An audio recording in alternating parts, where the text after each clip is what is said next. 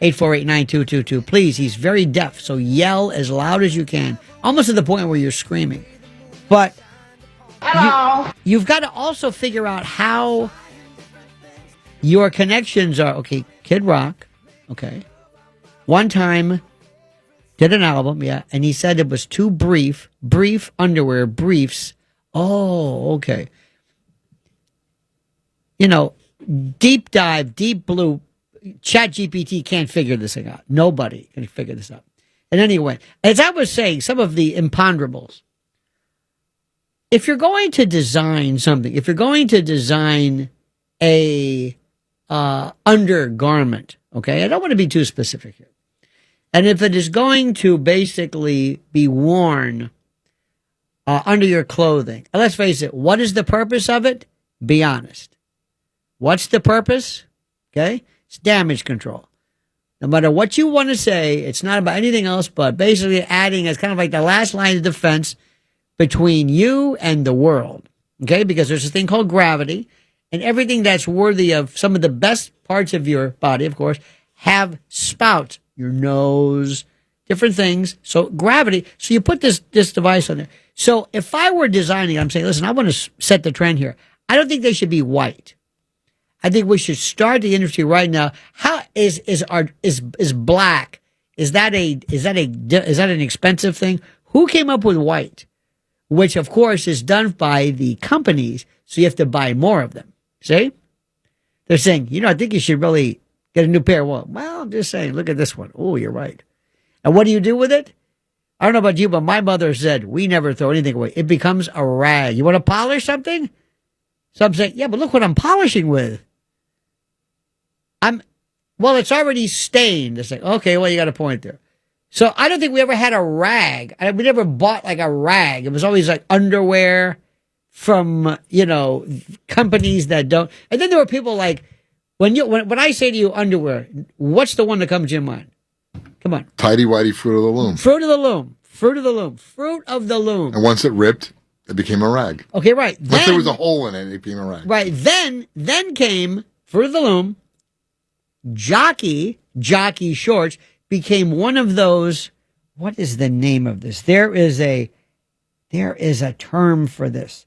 Hang on. It is the name for when the original product becomes synonymous for the item, like Xerox, Scotch tape, Kleenex. There's a name for that. I'm trying to get, it's called, genericization or genericide. Genericization of a trademark. This is very interesting. When a brand name becomes so widely used that it turns into the everyday word, and it can basically, you can lose your trademark. Remember one time sometimes in the newspapers they would say, please do not say Xerox anymore. Please do not say this. Do not say Scotch tape, which of course made me want to do it even more so. So jockey shorts, right, became that. So Fruit of the Loom jockey, and then the other one was kind of like the Avis was BVDs, kind of or Hanes or something. It's like you gave it a shot. But when it comes to that, now, I'm not going to go into this. I'm not going to suggest this, but the vent. Now, I don't know about you, but normally, for the most part, how do I say this? Normally, you want this to be a rather expedient procedure. And for you, trying to find vents makes it look like, very frankly, self-pleasure. Not a good idea in like the Port Authority men's room. You're trying to find the vent. It doesn't. What are you looking for there? Digging for gold there, big guy? Huh? When you hit the bridge wave, you find it? You find the pot of gold? What are you doing there? Anyway, I wanted to just share that with you. Things that I just don't think make any sense whatsoever. And that's just the beginning of it. By the way, the phones are coming in, which is very good. Don't forget our great screener. Just remember, scream as loud as you can. Okay? And let's talk about, let's go to Marianne in New York. Marianne is calling. Marianne, you're on the other side of midnight with Lionel. Hi, how are you? Good. I'm in New Jersey. I'm sorry to hear But that. that's okay. I've lived both places most of my life. Nothing better, I'm by the way, close- Marianne, than to specify and correct the unimportant. I appreciate that. Thank you. Being in, punctilious about something that really doesn't even matter. So, but thank you for that. Nothing in the past was paper. Everything was cloth. And In I'm general? almost 70. I'm almost 70. What did you write people on? Walked, oh no, I just meant in there were no I don't remember notebooks really, like Excuse me, spiral or anything. Marianne, you're almost 70, you said? Yes, Okay. everybody had handkerchiefs. No, wait a minute, hang on. You're Handkerchief. 69, right? Yes. I figured that out, right? Okay, good. Now, I'm 67, so you got maybe a couple years on me. I remember So then paper. you should remember the handkerchiefs. I remember handkerchiefs. I remember paper. I remember notebooks. I remember... everyone had boxers. The yes. men. This is They fantastic. wore boxers. There was no. This is I called don't the remember death of a radio underwear show. the way Hear they this are right now? today for the men. This is just They were absolute boxers. horror. But I And, like her. She's probably somebody's aunt everyone, or grandmother. There were no paper towels. What is she talking about? People did the. Give me a favor. You know, a bucket list? dusting and Mine's called using a kill me list. If they you ever were, hear me say this, just kill me. Or if you ever see me wearing Birkenstocks with socks, that you used in the or kitchen, talking to they myself were in the cloth. laxative line at CVS, And that's what they just do me a use for favor. It's all okay. I'll reasons, sign a for waiver. dusting One behind the ear. and what Just have end you. it. So there was End no it. paper, and I was just telling somebody that Who was it precisely recently you were that we didn't telling have us? paper towels and we didn't have handkerchiefs and all of that. Where did she Everything live? Was very In a dirty. hut? Because I remember What my, remote island? My whole family We didn't walking around have with these handkerchiefs, in my and they would blow their nose all we day long, sacrificed and the they would squirrel put to make the fur handkerchief back in their order to pocket. make the marriage ceremony. I'm telling you, you are killing me, Marianne. Thank you so much. You're very You are a welcome. delight. Have Thank you so much. Marianne opens up a line. Thank God. Right now, our screener is asking, "Did I do good job?" Yes, you did. Excellent. One more week of federal funding. Okay, let's go back to Fat Tony in Virginia. Fat Tony, you're on the other side of midnight with Lionel. Hey, Lionel, it's Fat Tony. Hey, Tony, how are you, buddy? I'm doing great. Well, the WB, Right. all right, I'm pretty big. I'm 6'4", 330 on a good day. Wow. Yeah, so I wear it. It's like a girdle for about 8 hours. I see. It's like because it kind of, you can kind of tuck in a little better. Sure. And it gives you a little coverage because I do a lot of picking up and bending over. When you talk about for work. coverage of your abdomen or your They tuck the abdomen in and they cover the crack coverage. I see. You know what, that plumber's crease. Yeah, so you can't be delivering in convenience stores and different places bending over. And then I'm a big guy. You know? What is that's why I wear those.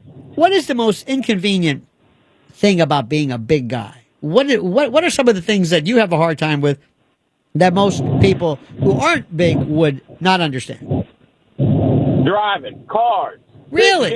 All the cars like the good cars, the older pickup trucks. Right. They're made for little guys.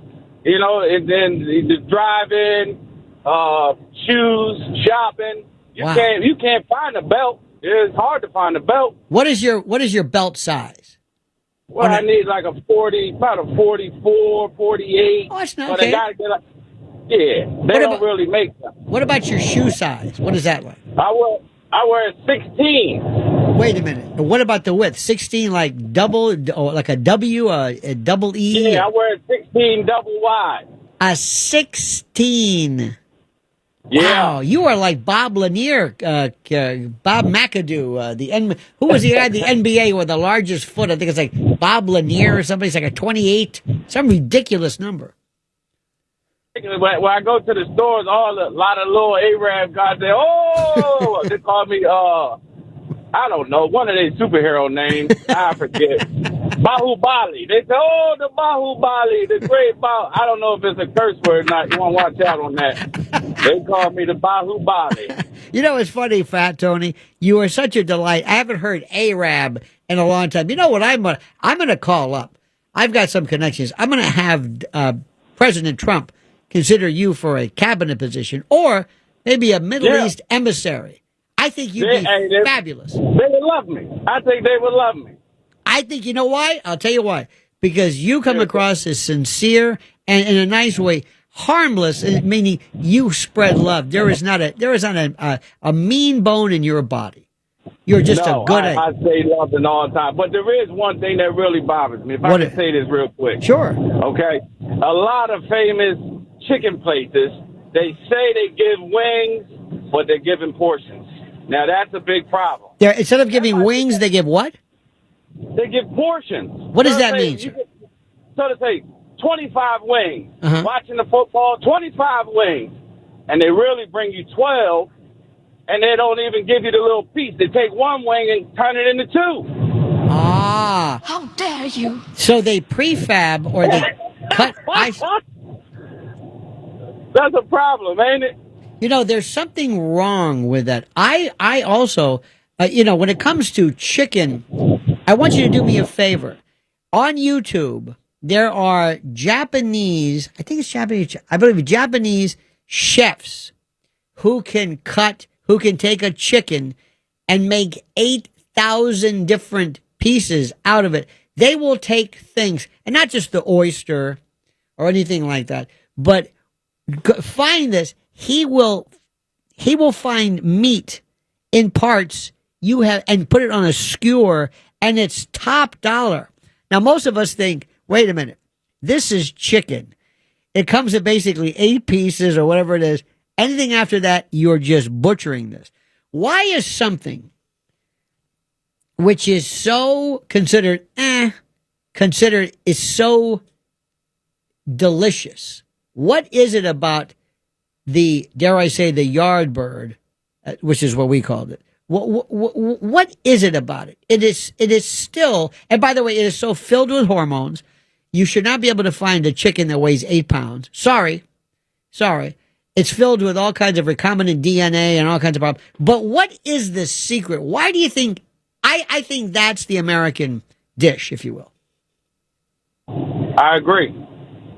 I don't know what it is. I don't know. I think it's just like, I couldn't tell you. There's something about, think about this. When you eat something, anything that you pick up with your hands, using no utensils, is a different story. It changes the complexion of everything. Pizza, though in Rome, the cool people eat with a knife and fork, which I have a hard time with. But anything you pick up, and also the size of the bite, makes a big. Have you ever seen a woman in particular, eat a sandwich, taking little tiny bites that are almost like rat bites, little nibbles? I mean, that's not the way to eat it. You got to take a huge chunk. To eat a chicken wing, you have to know how to put it in your mouth, turn it, twist it, and then pull out the bone and leave everything in your mouth, up to and including, most important, the gristle, any kind of cartilaginous connective tissue, everything. You just pull out the bone. That is one shot. One shot. That's it. And what's the thing with boneless chicken wings? No such thing. No, I know there's something very, very wrong. And also things like any chicken tenders, McNugget. No. That is foam. If there is no bone, if you can see no articulation of any kind of hinged wing or something, it's not good at all. Not good in the least. Also, Tony, one of the things people have to understand, if you're going to, because frying is one thing, but when it comes to roasting, if you can somehow figure out how to roast upside down on these little racks, it'll change your life. Change your life. Everything is cooked all around, whether you have a convection oven or not. People always put it flat. Spatchcocking is also good too. Watch it. Hold it. Our foreign screener said, bad word. No, that's okay. That's when you take out the vertebrae or the spine and you flatten it out. You ever do that? Oh, yeah. Split. I call it split bird. I didn't know. That's a French thing or something like that. Right, good. Hey, Tony, thank you so much for calling. Please call me again, sir, and be safe. All right, you too. Thank you. You are a delight. And see, did you know that? Split bird. I love that. our screener friend said that's his the bird of his country. Gene on Long Island. You're on the other side of midnight with Lionel. Yes, you cannot exist without a T-shirt or an undergarment, especially under a white dress shirt. Okay. You said Now, T-shirt. Well, okay. The what you call a wife beater. My family was involved in the trucking business. Uh-huh. If it's a 90 or 100-degree day, Mm-hmm. and they're out in the yard working on the ground, Mm-hmm. pulling a transmission out of a tractor, Right. a Mack truck or something, you need to have something between you and the gravel and the sand. Plus, it's good for wiping your hands, like if you have grease on them or something of Wait a that minute, nature. but this is underneath your shirt. You say you're talking about a WB alone? Yes. Oh, okay. But why wouldn't you? I kind of mixed it up, actually. Okay. So I'm talking just wearing one, say, just as a work shirt. No, I understand that, but let me ask you a question. Wait. This is important to me. Of course, a WB, and I think that's more important, or an A shirt for athletic shirt. If your underarms, your armpits, your axillae are exposed, what's the point of that? What is it? Well, what is many it protecting? People, I think, in my experience, people wore them. It was more a working man's shirt. No, I understand it. And you Yes, I already went through that. You wear it underneath. Right. You wear it underneath. It's like a layer of protection. Especially in the old days, work shirts were made out of wool. Uh-huh. And not worsted wool, but like that kind of wool that you could like light a match to. So it was, it was a layer of protection, for abrasion. Gene, have you ever been like to the Cooperstown or something and see the baseball uniforms that Babe Ruth wore? And you're out there in the hot. It's like wool. It's like an army blanket.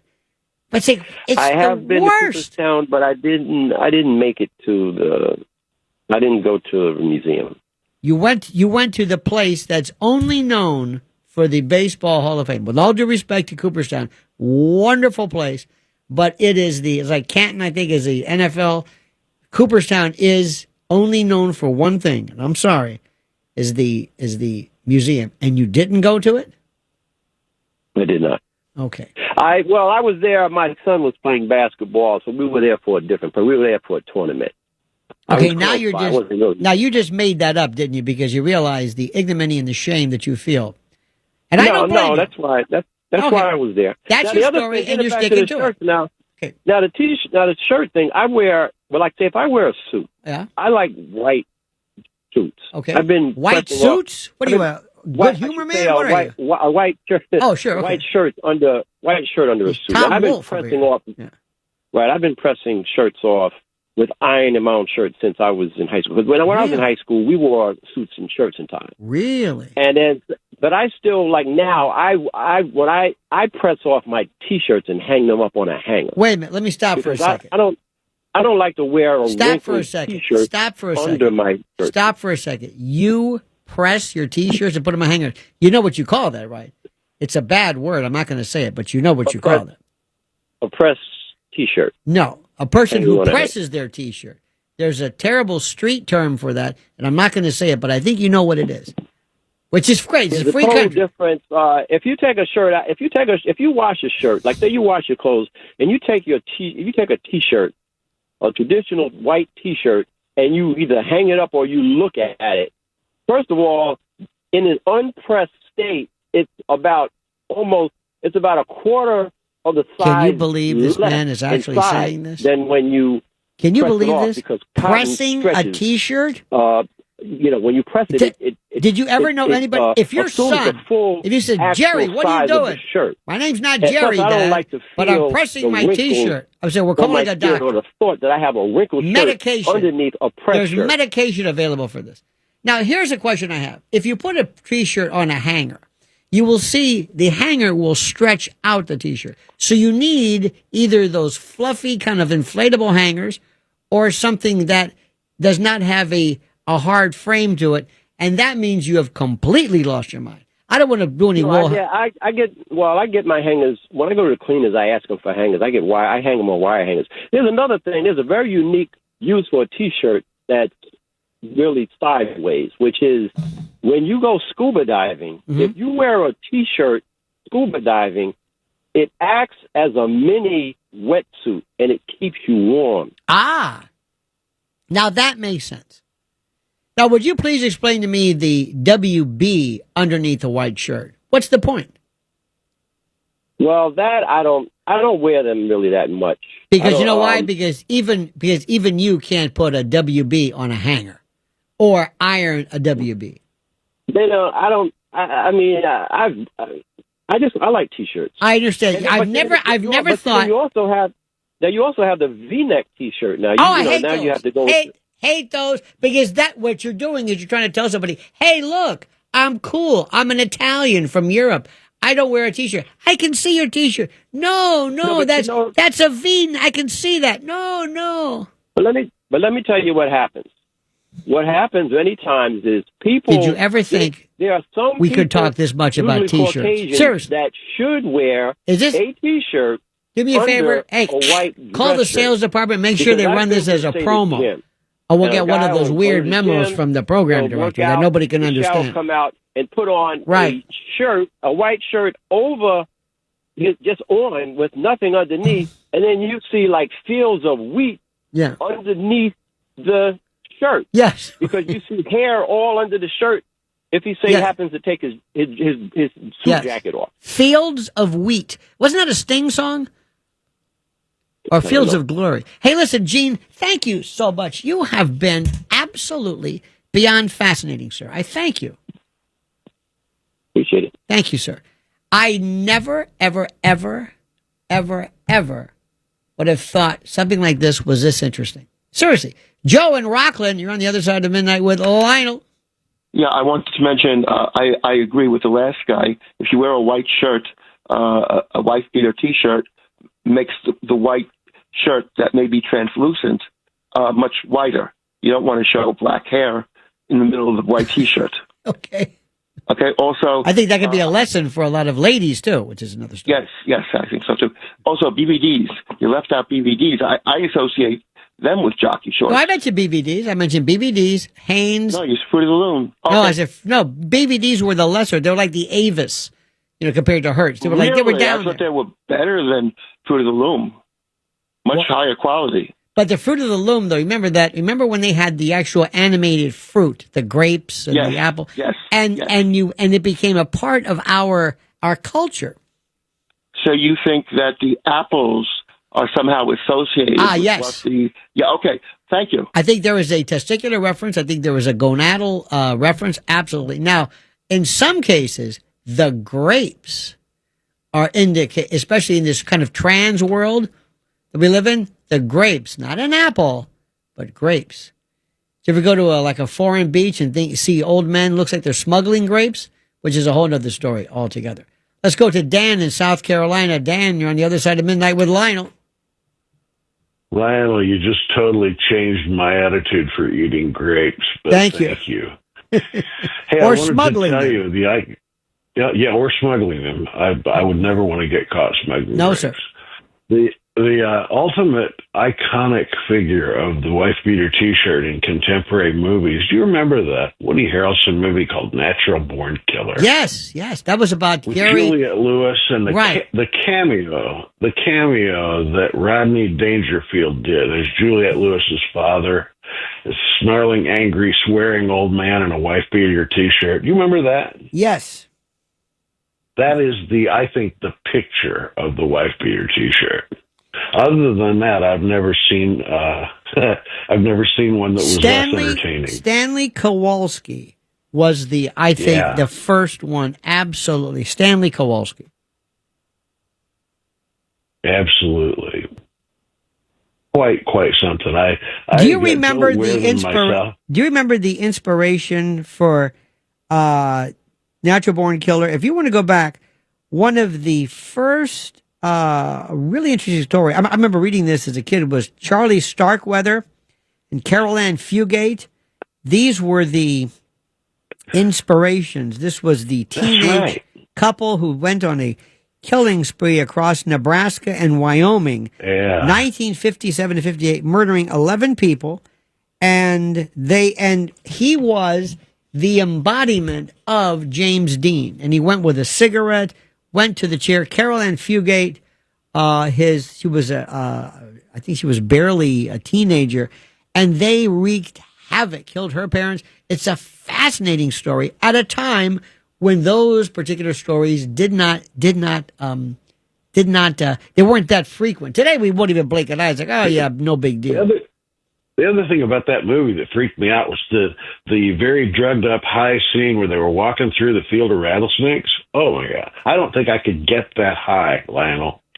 Well, it's funny. I was telling that to our screener about that, and he said, yes, there are different ways involving some type of frog or some type of a tarantula excretion from his country. At least I think that's what he was saying. Our number is 800-848-9222.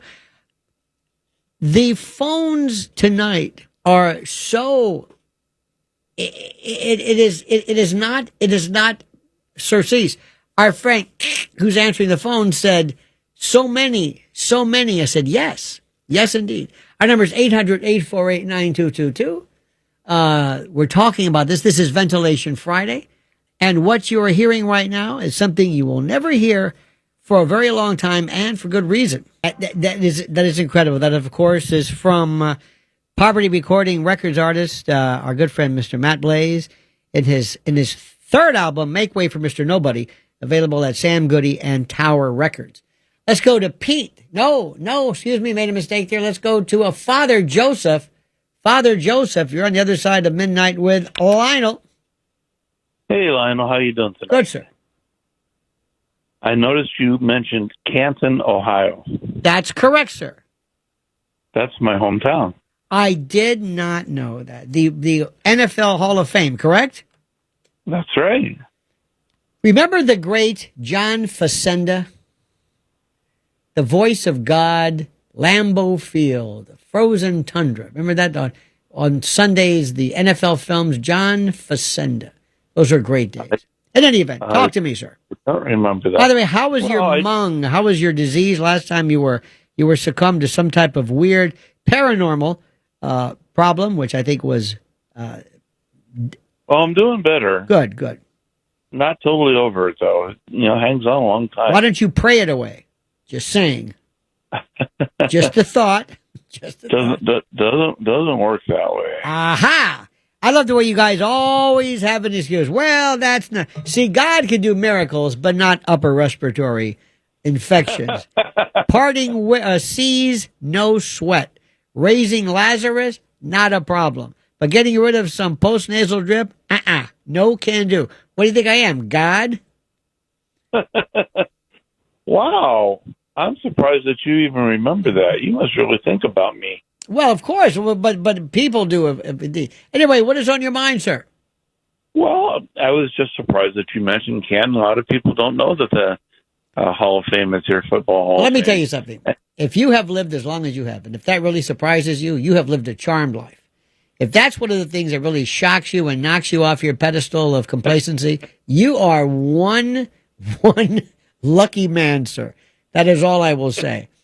I have not been to Canton, Ohio, and I think it's one. By the way, I also think it's very interesting. The Yankees, I was reading this, and I know this may be sacrilegious to say this, but you would think by reading the New York Post or saying that the Yankees cured cancer because they won a game, which is an important game, don't get me wrong, which is what they're supposed to do. But you would have thought this was absolutely superhuman.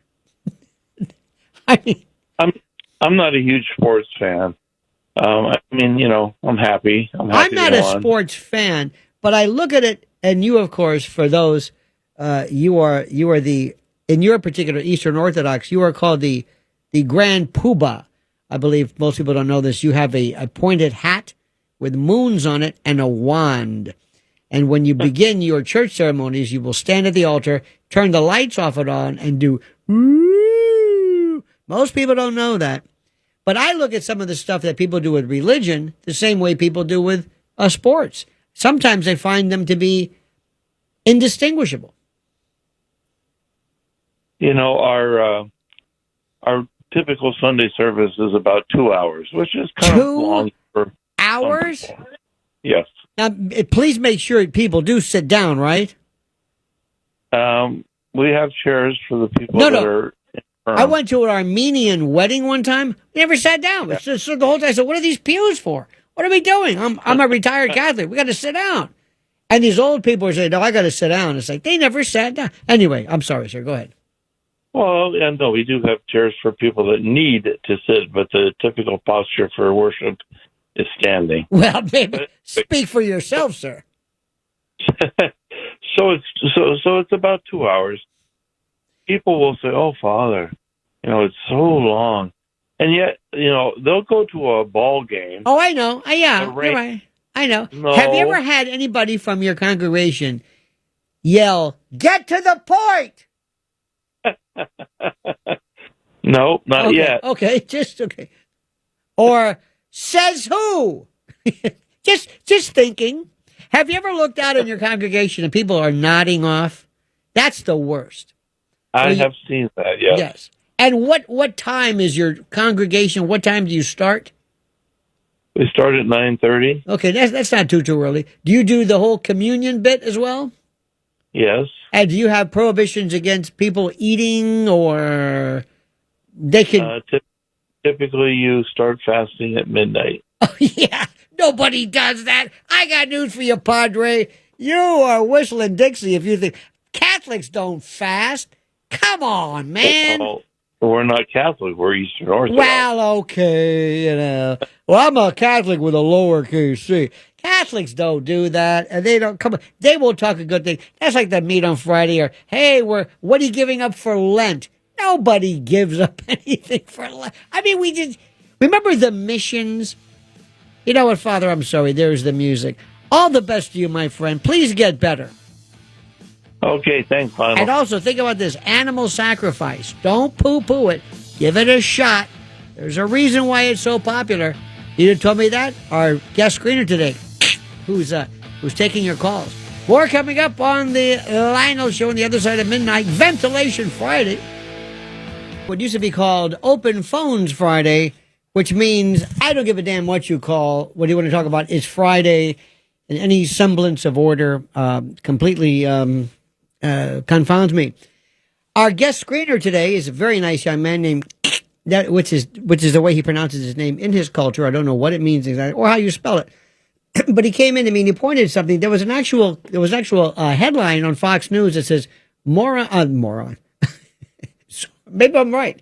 Zoran Mamdani crosses his legs when he stands and waves like a girl. Therefore, trying to impart the notion. This was on, I think, the Jesse Waters show, trying to impart the notion of either gayness, of feminine nature, or some type of I don't want to say gender or lassitude or something. So this was a headline. So he came in his own way. He took off his ceremonial headdress and says, look. And he pointed. I said, oh, my God, you're right. So even he read. Imagine you're the line producer and you say, any ideas, guys? We're running out of stories. Well, Jesse, this may be a little bit much. No, we got an hour to kill. What is it? Well, it's probably stupid, but Zoran Mamdani crosses his legs when I'll take it. No, I was just kidding. No, that's good. Anything else? He waves like a girl. That's it. I'm going to do it.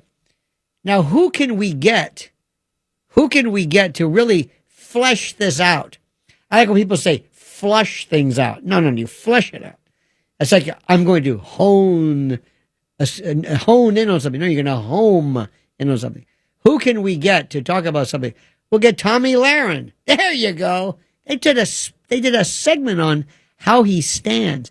The man's going to destroy the city. And somebody says he stands like a girl. Hey, and you think this is strange? Now, for those of us, it's just so great as you probably know. By the way, it's good to see you eat salad. That's all I'm going to tell you. Some of the stuff, when I see Blaze eat some stuff, he'll take a piece of chicken that has no color on it.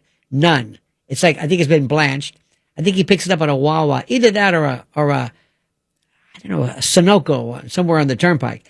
And he takes it in this plastic container, fries it, heats it up. So all the microplastics, the particles, all become melded in to this heavily saturated and antibiotic laden with a recombinant DNA, human growth hormone, antibiotics. It's just, anyway, now you're eating salad, which is, of course, sprayed with a variety of toxins, thus giving you the illusion of health. But anyway, a while back, and this is for our friend who had never heard this before, I one time said one of my favorite songs, because I'm an impresario of the blues, and I like to. Sometimes you'll find blues in the strangest of places. Like sometimes when we receive corporate memos from our program director, I can hear the tears, but that's a different story. So there was Gia Giudice, or Giudice, but they called her Giudice, who is Teresa's daughter. One time years ago, on an episode, she was like 10 years old, maybe at the time. She's like in her late 40s now. But anyway, she was 10. She came up with this impromptu kind of a song that she did. I remember hearing it at the time. It's plaintive. It's baleful. It's sad. There's a bit of a vibrato in there. It's a sound of pain and angst that this poor little girl goes through about. Anyway, it went exactly like this. This is the original. Waking up in the morning, thinking about so many things. I just wish things would get better. I'm trying to get rid of them, but nothing seems to stay the same. Woke up in the morning, doing my hair, makeup, getting my clothes on. Walking into school, thinking of what is going to happen next. Oh, whoa. Things are just caught up in my mind. Okay, you get the Just idea of cannot this. get rid of Very them. angst-ridden, very upset. A lot of, I think, far too much anxiety for a young girl just getting up. Normally it's like, I can't find my underwear, my T-shirt's on a hanger. Those are what I would normally cry about. Anyway, so what Mr. Blaze did was, he being the evil genius here of the other side of midnight, took that and did two permutations. One was jazzing up her version of it. And then going a step further, came up with this genius. So let's have the souped up version of Gia Giudice, if we could. But isn't that something? Today, my friends, this is Ventilation Friday. And I just wanted to do a couple of things, which I found fascinating. In addition to the notion of just wife beaters. I'm sorry, WBs. There's another T which is I think involving what I think is an anti-Italian reference, which I don't want to go into, but there's another reference. Remember, the rule is if you are a member of a particular group, you can use that. And I think my Sicilian heritage would allow me to say this, but I would prefer not to. But you can use your imagination. The next thing I heard of, which I wanted to see, and I think we really have to do something about this.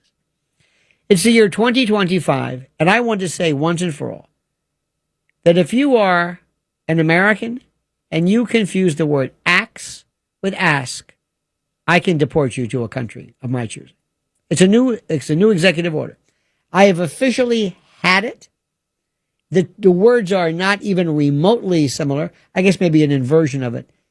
Axe. Axe not. It drives me crazy. Just like COVID face diapers underneath the nose, which don't even cover that. But here's the thing which made me think about axe. Do you remember a while back? It might have been a month, it might have been a year, I don't know.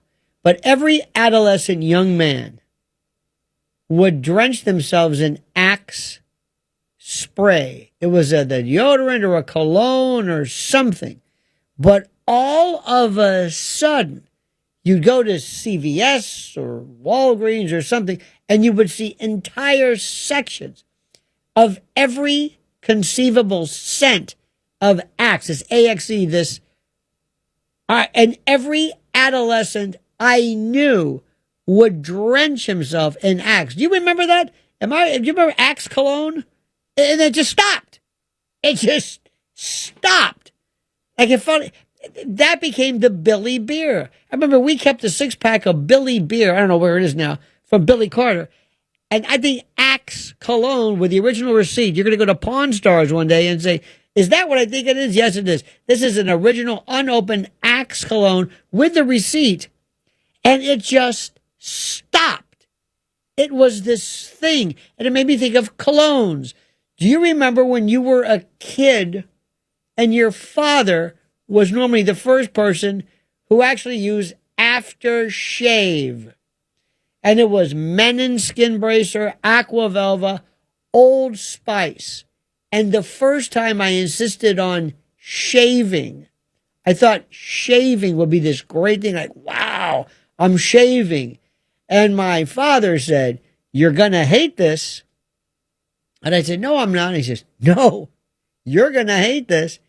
And he had a beard that looked like Brutus and Popeye, just weird. And he says, okay. And we had, do you remember this? Getting a Wilkinson's blade and cutting yourself? Did you ever cut? Oh, this was before you. See, I was at the tail end of this.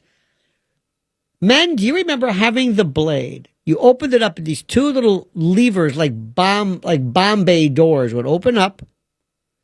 And you would take a Wilkinson, which I used, or a Gillette, but it was a razor blade, 2 sides. You could split an atom with this thing. You remember this? You dropped it inside, turned the bottom little handle, and the Bombay doors would close. And you could adjust the, quote, traction, which means adjusting the level of cut and incision that this thing is going to make when you cut yourself. So I was like my first episode.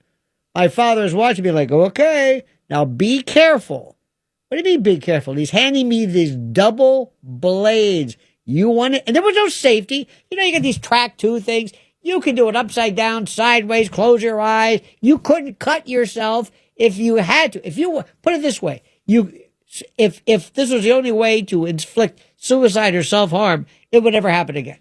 You can't cut anything, barely a whisker. But it works because if you watch the cartoon of these things on TV, it bends the whisker over and then the second blade comes and takes it off. It's a cartoon rendition which tells you, oh no, it really works.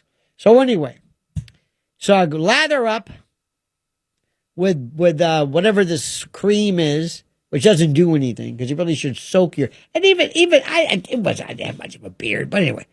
So sure enough, almost immediately the cut, and you go, ow. And he says, here we go. And through this frothing, shaving cream, the blood starts. And I said, oh my God. He goes, that's okay. So my father grabs me, wipes this off.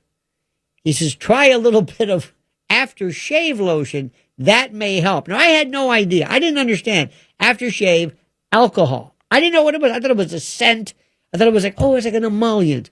It's a balmy, kind of a penguin, oily, something to soothe. No, it's alcohol with some weird scent, which I think intensifies it, the astringent part of it. So I'm bleeding.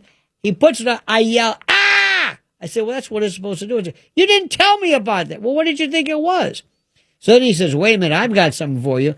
And he pulls out this thing called do you remember this? It's called a styptic pencil. Did you ever see that? Is this before your time? I don't know where you would get this, but if you ask people a very simple question, what exactly was and what was in a styptic pencil?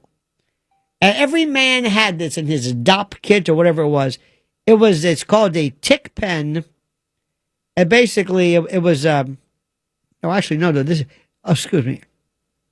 I looked up the word styptic and my GPT thought I said tick pen. So I'm looking up what a styptic was, and it says a tick pen was an enclosure when cattle were forced to walk through a trench or chute filled with chemical solution designed to kill cattle ticks. I'm thinking that's not what I was looking for, but a styptic pencil. I don't know what it was made of.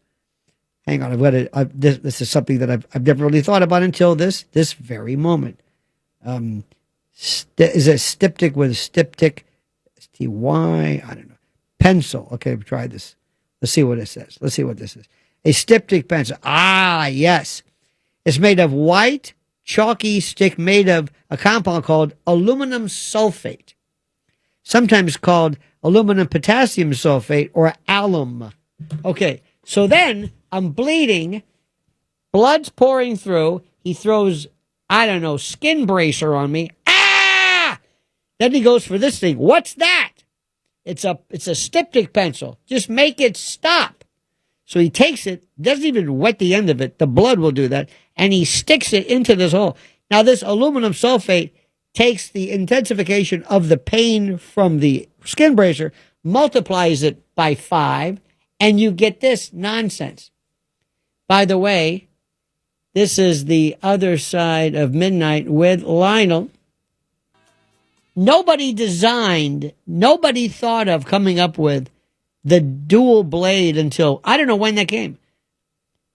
I remember, I was going to tell you something. When you were young and you were cutting and you're bleeding, most of us don't bleed. This thing will not stop. By the way, your face, as you know, your head is a great source of blood flow for reasons that are obvious. And I was just thinking about this. When all else fails, the aftershave, the styptic pencil, you go for broke, and you take a piece of toilet paper and you put it at the part of you, and you have this red bullet, like a bullet hole that's red, and it sticks. And you walk around with this piece of toilet paper, and the bleeding has stopped because you have replaced it with some fibrinogen or something that replicates, clotting. And then when you say, okay, it's been I don't know, some time has elapsed. Let me take this off. Let me pull this toilet paper off of my wound because I've got to go out. Well, little did you know that something chemically happens where the toilet paper becomes enmeshed in your body and they become one. So when you pull this off, it bleeds even more because you've just opened this gaping wound. Ah, the luxuries. And ladies, you might have found this in the old days when you might have shaved your legs. This is obviously more of a surface area with these blades. I, of course, had Sicilian aunts who never ever shaved legs. I had one who insisted upon wearing these thick kind of nylon. They weren't nylons. You could kind of see through them. So the matted hair would become kind of like this weird Pollock-like smear underneath the stockings, which she would roll down just above her knee. So that when she sat down, you could see her leg and these stockings. I'm thinking, what exactly is the purpose of this? Were they compression socks? I don't know. These are things I want to know. You understand this? Okay, this is terrific. Let's go to Maria in Alabama. Maria's going to take us back to square one. Maria, you're on the other side of midnight with Lionel. Hi, Lionel. How are you? Excellent, Maria. Where in Alabama are you? A little town called Anniston. It's about an hour between Birmingham and Atlanta, Georgia. Is that near Dothan by any chance? No, Dothan is way south. There you go. As am I. Talk to me, Maria. Well, I was just telling this call screener. No, that's... He's part of a federal program. He's a nice man. Go ahead. Yeah, my mom, bless her heart, she was from an older generation. Yes. She was born in 1920. My dad was born in 1910. Oh, my God. Anyway, she was a fanatic about me and my sister wearing undershirts. We had, no matter what, to wear undershirts. And It was like she was terrified of air touching our chest, like we would get pneumonia if we didn't wear a T-shirt. And this went on. I mean, Alabama in the summer. Yes. Oh my God. Anyway, yeah. No matter the season, the temperature, always had to have that undershirt on, and socks. We had to always wear socks. I guess sandals were not even. Oh my God. Yeah, in the house, you couldn't walk around barefoot. Forget that. You might get some disease or some germ. ringworm. Always worried about Yeah. ringworm. By the way, a couple of things here at 30 past the hour. First of all, I tell people Florida, not Florida, Florida. And when I Florida. hear you, I remember that. it Yeah. is like music to my ears. And you said something in passing, which I don't think for people in the South, it doesn't mean much, but you said, my mother, bless her heart. Now that is one of the most, that could be either a good thing or a bad thing. Exactly. If I say, you know that Maria, how'd she do today at her first day? Well, I'll tell you, she, bless her heart, and it's like, that's not good. That's not good. That means, and you can say anything you want about it it. can be a very cutting remark. Right. You could say she is the worst thing. I swear to God, if I didn't know better, she was drunk. But bless her heart, she shows up on time. Now that's one thing. Another thing about the South, people don't realize this, is that you are always aware of parasites and vermin. Did you ever hear about getting, now I gotta say this carefully, chiggers? Chiggga. Oh, yes. Now, how did you kill, let's see if you know your stuff, how did you kill a chigger? Well, all I remember when my parents would go blackberry picking, and they seemed to always know where these bushes were on the side of the road, they would rub themselves down in some kind of, I don't know, clear liquid they would get from the store that was supposed to prevent these chiggers from getting on them. So I never experienced knowing about removing them because they wouldn't have never gotten them. Oh, by the way, this is interesting. A chigger, and by the way, people think this is some kind of a conflation of some pejorative, but a chigger is one of those tiny but infamous critters that cause They'll bore in your skin. Right. A chigger is the larval stage of a type of mite called Trumpiculidae. And they're nearly microscopic. You often can't see them with the naked eye. And they live in grassy fields and brush and wooded areas. And contrary to myths, they don't burrow under the skin. Well, that's not what we were told. But what you would do, without a doubt, is to get clear nail polish. Oh, yeah. And people would say, now what you need to do is, let me look at that. Yeah, you got a chigger. Now here's what we're going to do. Give us some clear nail polish. I'm thinking, well, I'm 10 years old. Where am I going to get clear nail? You put it on top. See, it suffocates it. See, you got that? It'll suffocate it. And that thing on there, now, I said, well, what happens after it dies? Oh, don't worry about it. It just kind of blends in. It blends. Shouldn't I cut this out? No, don't worry about that. Now, another thing, too, is, did you ever see something? There was a song called That's the Way We Did It in the South. And it's a wonderful song. Did you ever see the tire that would be halfway planted? It would stick, and you would paint it white. I don't know why they did this. Yes. Okay. What was that? It was like in beds or plants, or you would have a tire. You would have it, half of it would be sticking out of the ground, but they paint it white. What was that? I don't know. The only one time I remember seeing them lining a driveway like it was decoration or something. Yeah, right. there is there was a wonderful lady I knew. She was the best. Oh my God. And she was one of the best cooks. So one day. Oh, I'm a good cook. Yeah. Well, listen, let me tell you something. And believe it or not, I'm in my plant-based, if you took the stuff that they made, leave out the lard and the ham hocks, but if you did, it's some of the best food there is. Anyway, so there was this lady, they called her Granny. And she says, she never said anything. She's just like very woman of few words. And she came to me, she says, you like peas? I said, what? Peace? Like peace on the world? No, peas. You like peas? I said, well, yeah. And I'm thinking LeSueur, green peas, green giant. She said, I'm going to make you some peas. I said, well, thank you. I said, okay, big deal. Little did I know, at some little event, she shows up she has remember when Tupperware was a big deal? You had parties. Yeah. She must have had 30 bowls. I said, what is this? It's like some meth lab. She says, you like peas, don't you? I said, well, you got butter peas, purple crowded zipper peas, conch peas, field peas, black-eyed peas. And I said, no, what's the difference between a pea and a bean? And she went into the thing about legumes versus peas. Well, let me tell you something.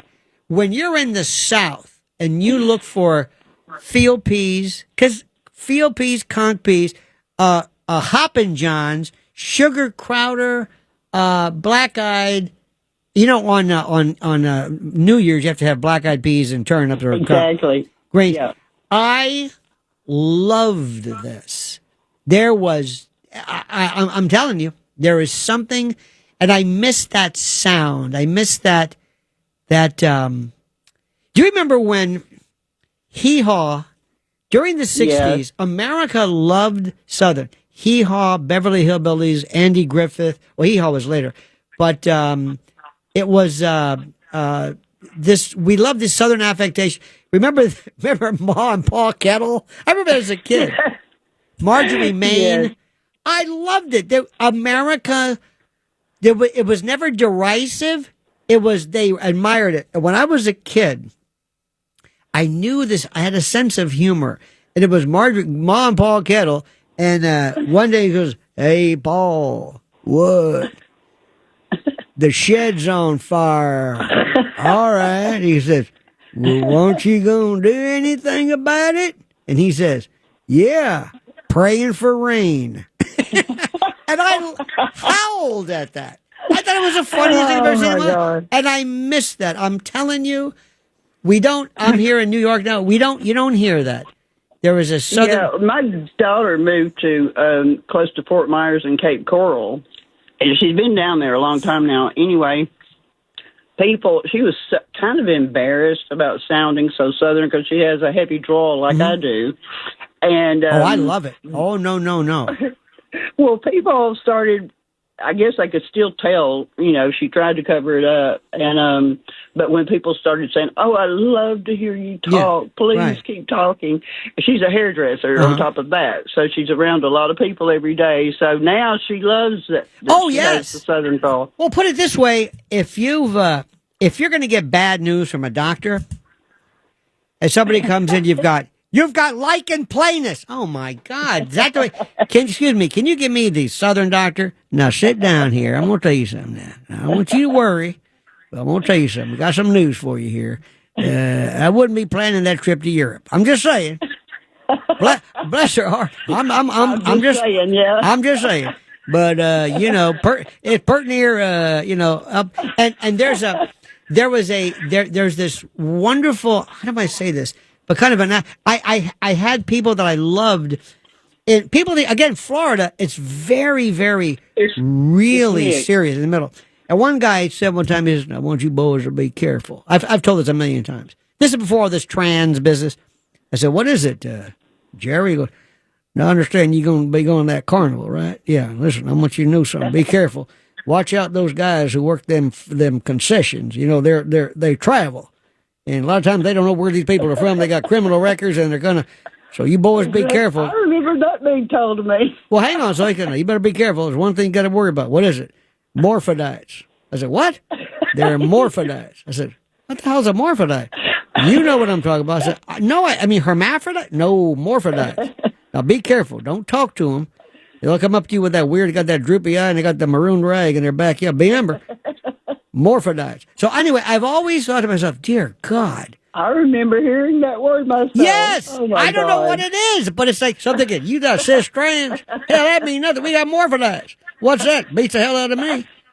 So there's this, I remember one time we one of these, when you're in Florida in particular, we had an alligator in our neighborhood. There wasn't a body of water anywhere. And we were saying, and we had this neighbor goes, "Where the hell you think that came from?" I said, "I don't know." He said, "Hell, they pretty near about 10 miles. I said, "I don't know where it came from, but there's an alligator with that, opening his mouth. Possums and the whole bit." So we went one time to the Hillsborough State Park, and they had this ranger. Now we are if you're raised in Florida, you can always tell a Florida cracker, that's somebody who was born there. That is a native. It's not a pejorative. But there's one thing you can tell a real Floridian, a real cracker. They don't mess around with lightning. First time you hear a crack, they're inside. They don't walk around. Because everybody, they always say, your chance of winning the lottery is pretty near the same as getting hit by lightning. Well, I know about 10 people that are hit by lightning. I don't know where that expression came from. So anyway, so there was this guy, this park ranger. He said, now, children, you got to be careful. Nature's a weird thing. It'll kind of mimic. It'll camouflage. You got to be careful. Now, there's a king snake and there's a coral snake. Now, the king snake is harmless, but the coral snake, see, that critter don't have any fangs on it, so what it does is it chews you. It'll gnaw on you to get the venom in, and you got to cut the head off before. And I'm thinking, oh my God, what am I doing here? Now, here's the thing: the king snake looks just like the coral snake. Now, there's a poem you got to remember. So whether you pick up the coral snake or pick up the king snake, and it's something like dun dun dun dun red, you are dead, or somebody yellow, you're a safe fellow, or something. Now remember that. So I raised my hand. I'm not trying to be a smartass. I said, trooper, a ranger, yes. I said, isn't the best advice just not to pick up any snakes? Not to pick up a snake and say, now hang on a minute, what was that? Buford, what was that? Was that pick up a yeller feller, or you're dead? And next thing you know, that thing's plumb near chewing on I think that's a coral snake. Son of a. Did you ever have a possum in your backyard? I had one not long ago that scared the crap out of me. I don't care who you are. Oh my God. And they don't hang upside down, but they look at you and they basically, their mouth is open. Show their teeth. Yes. And they're telling you like, come on. Come on. They want you. Oh my God, it scared me so bad. How about raccoons? How about coons? I've never seen a raccoon. Oh no. my. Mm-mm. They've got hands like humans. They are phenomenally fascinating. We had I was in the backyard. My parents were with these people about weeds. Are you going to go pick weeds or pull weeds? Or okay, I did it. And all of a sudden, I heard this. It was a rattlesnake. Oh my God, yeah. So my father says, I said, I'm not doing this. I said, there's a rattlesnake. Where? I said, somewhere over there. So my mother said, let's get mothballs. And she said, you ever smell mothballs? I said, yeah. Who held the wings? That's a terrible joke. Anyway, but we had, now people think of Florida, I had alligators, possums, rattlesnakes, coral snakes. And they have some nasty spiders there. Oh my God. And also roaches, palmetto bugs. If you've ever stepped on a roach barefoot, your life will lose 5 years. There is a crunch of the chitin when it hits terrazzo on your foot, and but it's a crunch you will never. And they fly. They are. Well, it seems like Florida grows everything gigantic. All their bugs are like out of the Amazon or something. Did you ever see love bugs in Florida? Love bugs. No, but I've heard about. Yeah, love bugs are around. They would fly united. There were two. There were bugs flying about. You could look them up, and they have one's going one way, one's going the other, and they're united. They fly united. That's weird. And they would come. Whenever automobile exhaust was irradiated by sunlight, it would produce an artificial pheromone, and that would cause them all to congregate around highways. So I think it was always the car wash community. People would have these big nets in front of your grill. You could anyway. So you got love bugs, possums, rattlesnakes, coral snakes, gators, raccoons, every kind of conceivable varmint. Lizards. Don't forget about the lizards. My God! With those things underneath, those gobblers that would expand. Red. I guess they're like a mating. Yeah. Well, listen. Yeah. Maria, thank you so much. You've just taken me back. I loved it, and thank you so much. You always brighten my spirit every night. Well, bless your heart. If the good Lord's willing, the creek don't rise. All right, young lady, we'll talk to you soon. Okay. All right. Bye. May the good Lord may the good Lord take a liking to you. May your troubles be small, and if you walk 'em 10 feet tall. Let's go to Vinny in New Jersey. Vinny, you're next. Lionel, I'm sorry, you're cracking me up, man. You're so funny. Good. Oh, God. I've been listening to when you first came around, which was what 30 years ago? Something like that, yeah. Okay. That's why I know you're a funny dude. Thank you, But sir. I've been listening and dying with you talking to these people. Listen, I'll tell you something. I don't wear underwear. Thank you so much. You are commando. Only because I don't want to get crotch rod. Well, for those, that's interesting. I would think, well, if you think about it, I think maybe the convection might be more amenable. Do you find that you are able to move more smoothly without the constriction of? Oh yeah, without that, I wear jeans, man. No, no underwear. It's great. And here you go. How about that? It's amazing to see Mr. Blaze, the reaction time, this man, he could be in full slumber. And if he hears anything even remotely, I'd like to have, for example, break into your home and leave little speakers.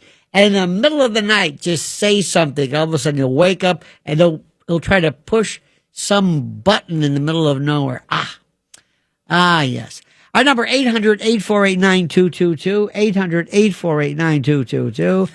My friends, these are so many, how do I say this? It is so nice, so wonderful just to get away from a couple of things. First and foremost, I am so glad about one thing. Whatever happens after our election, which of course I think you know what's going to happen with that. I am so glad to know I don't have to deal with this any longer. The analysis has been so lame, so without any merit whatsoever. I swear you, I can't take it. And I've got to tell you something. I saw this, and I don't really watch a lot of cable news, but I saw this. I think it was Fox News. Jesse Waters had on Tommy Lahren, and they noticed that Zoran Mamdani crossed his legs. He was standing up against a wall, and he crossed his legs. See, Blaze, you're shaking your head. I saw this. And when he waves, he did a kind of a weird little hand wave, and they're trying to make some type of an insinuation that maybe his masculinity might be compromised or something. And I thought, dear God, has it gone that far? By the way, look at these. Look at the top three right here. This is like murderer's row here. This is like the 27 Yankees of bad calls. I mean, this is I know you don't know what I'm talking about, and for good reason. Yesterday I came in and I recorded a spot with my dear friend, Governor David Patterson, and it'll appear. I'm sure you're going to think it's live at the time, but we recorded it Saturday, I believe, and it's called Left versus Right. And he is just one of the most delightful, smart, articulate, great, passionate, relevant people. Former governor of New York. Just a great, great guy. And we were talking about everything and anything. And I mean, we started off ostensibly with something which theoretically was relevant, and we just went off to the races, and it was fabulous. Bob in Connecticut. Bob, you're on the other side of midnight with Lionel. Lionel, you got some strange people that call you. It's interesting. Not you, mind you. Not you, though. No, sirree, Bob. Oh, no. No. It's going to be Halloween, so then that can be strange. But anyway, you got the people that cut wings off chickens, so their chickens are walking around with Band-Aids on them or pieces of toilet paper on where their wings were. Now, nobody said that even remotely similar to that. Well, they were talking about chicken wings. And they're not about cutting. You don't cut them off, and their poor chickens are walking around. Bob, I know in your heart of hearts you thought to yourself, "Hey, I'm going to be delightful. I've got a way of looking at this. I'm going to call up and I'm going to lend my comedic expertise in this. I'm going to weigh in, and I'm going to take some weird kind of a convoluted extrapolation of what we're saying, and to think that people talked about cutting wings off, but it was a nice attempt, but it failed absolutely miserably. Our number is 800-848-9222. 800-848-9222. This is Ventilation Friday. Ladies and gentlemen, everything and anything goes, no matter what, no matter from whom, it simply doesn't matter. Earl Scruggs was the monster. Earl Scruggs changed the way they played the banjo. I know he said, the picks and the whole bit, he says, well, why don't we go, play it like a string bean. Remember string bean? David Aiken was his name. And string bean was, I believe, I think when he left Bill Monroe, I think Earl replaced him. He was string bean who was beaten savagely to death with his wife. He was on Hee Haw. I'm sorry to break the news to you. But Earl Scruggs is a monster. Earl Scruggs created every banjo you hear today, before Bela Fleck and everybody else. He did it. He was that important. Let's go to Jim in Hawaii.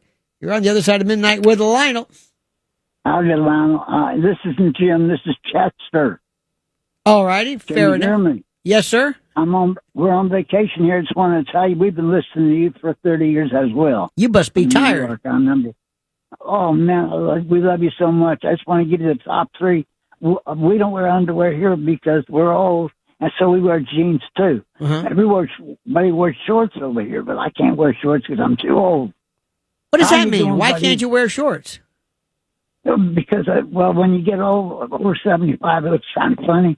So anyway, I just wanted to tell you, we love you so much, and I got to tell you something before I hang up. Yes, sir. August 26th, Lionel. Yes. That's God is my witness. That is my birthday. August 26th. Out of here. That is mine as well. We are brothers. We are unbelievable. Listen, tell me, I can't believe it. You saved my life. What do you mean? Did, because when I found out it was your birthday, it was the same as mine. I mean, it's like I feel energized like nobody's business. And I went over to Hawaii for vacation. And I wanted to give a shout out to the crew over there, please, your crew. Just a few of them, please. Yes, sir. I'd like to shout out to Teddy and Audrey. I haven't heard them. And Isaac, I wish you guys would get those three up back on. And everybody else who calls in, those wonderful. Well, that's wonderful. Well, Jim, I want to thank you so much. And what are you doing in Hawaii? No, it's Chester. It's Chester. Well, I just went over. Well, because I'm old and I needed a warmth. Well, we have apparently our friend, and this is a problem. As you know, we're part of a federal program. We have a young man from a country we don't. His name is. It was just I don't know. He heard Jim. Anyway, Chester, what are you doing in Hawaii? Are you on vacation or do you live there? I'm on vacation. And you don't wear underwear now.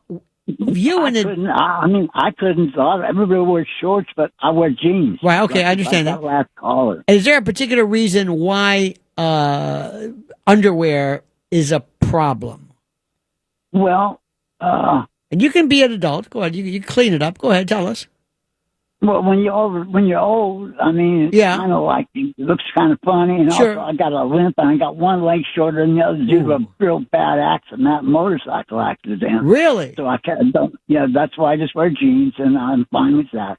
And also, I think if you were to, but I'm saying if you have one leg shorter than the other, you're going to have a bit of a wobble. And if you're not wearing underwear, things can switch back and forth in a pendulous motion. Just saying. Lionel, yes, sir. I'm going to let you go. Yes, sir. They give me the special shoe I got to wear on my foot. It's about 3 inches taller. Really? On one side, it looked like Frankenstein. It looked like a Frankenstein boot. But it worked. So I wear cowboy boots most of the time. Well, look at it this way. You could also take your shoe off, but you could walk on the curb with your foot on the ground and walk straight. Think about that one. There you go. Hey, listen, Chester, I appreciate it. Thank you for the very kind words. And thank you, and happy birthday in advance, my dear friend. Thank you, 8/26. Thank you, August. I'm August 26th, Chester. Yes, sir. 26th, Chester. Chester, I'll never forget this. I'll never call you Jim again. Like I said, our screener, he's look, when you're in radio, you become sometimes beholden to certain federal programs. And some of them are good, some of them are a waste of time. And every now and then they say, you know what? Let's put them on overnights. This is the most important part of the show. See, daytime is easy because you got a lot of commercials and you don't have to really think for yourself. You try doing this for 4 hours. You go for long stretches of time with no commercials whatsoever. You better know what the hell you're doing. And that's why the A team is always overnights. Believe it or not, you may not think so. But whenever you hear a show that's, quote, very popular, they have a lot of commercials, they don't do that much talking. They couldn't handle it. They would be looking at the clock saying, what do we do? What do I do? You have to talk.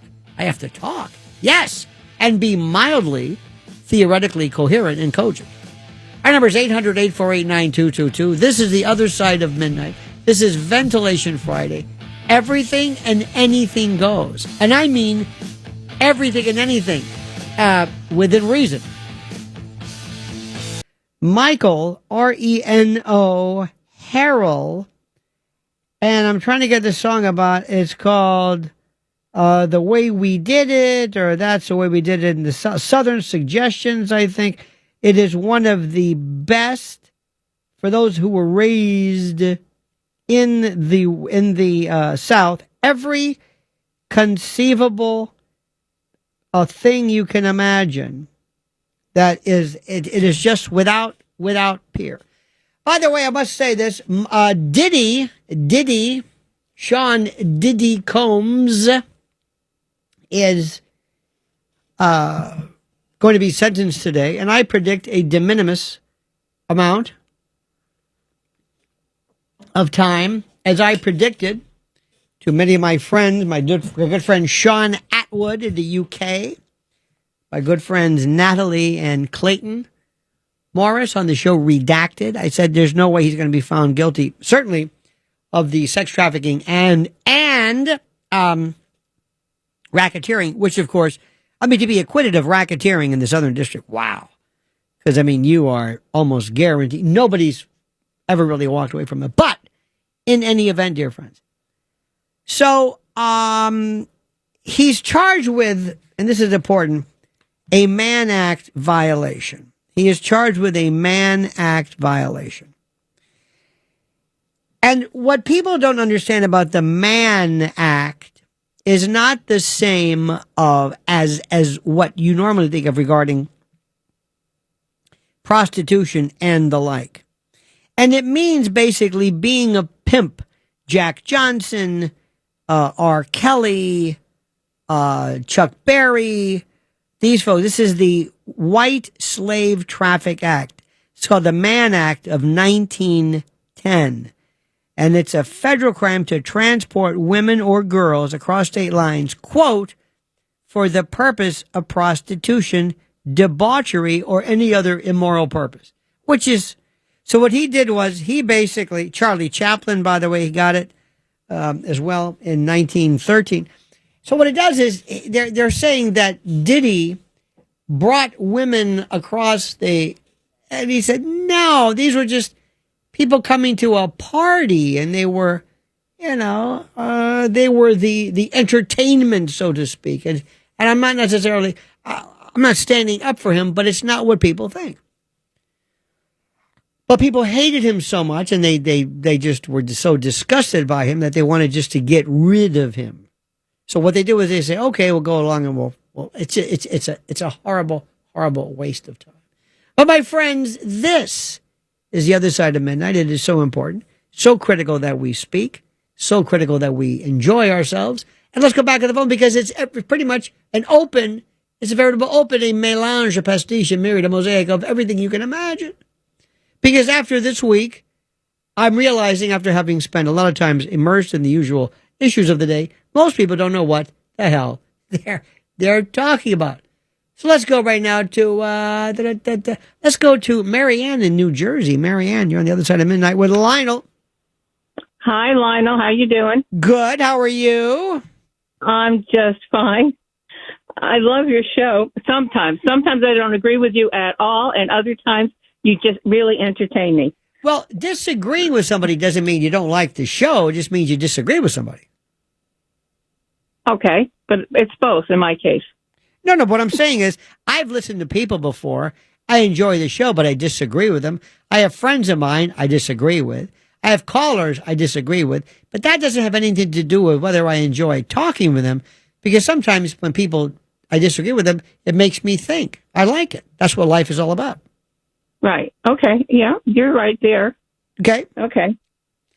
The reason I called, I have the reason why little girls wear T-shirts in the summertime.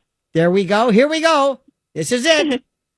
My parents were from the Midwest, and my mother said there were two reasons. Number one, little girls should never show their bare chest, even when they're little. Now, I think we can all abide by that. Yes, indeed. Okay. And the other reason is because the cotton absorbs the perspiration and you stay cooler. I thank you for that. Did you notice how she said cotton? Did you hear that? Cotton.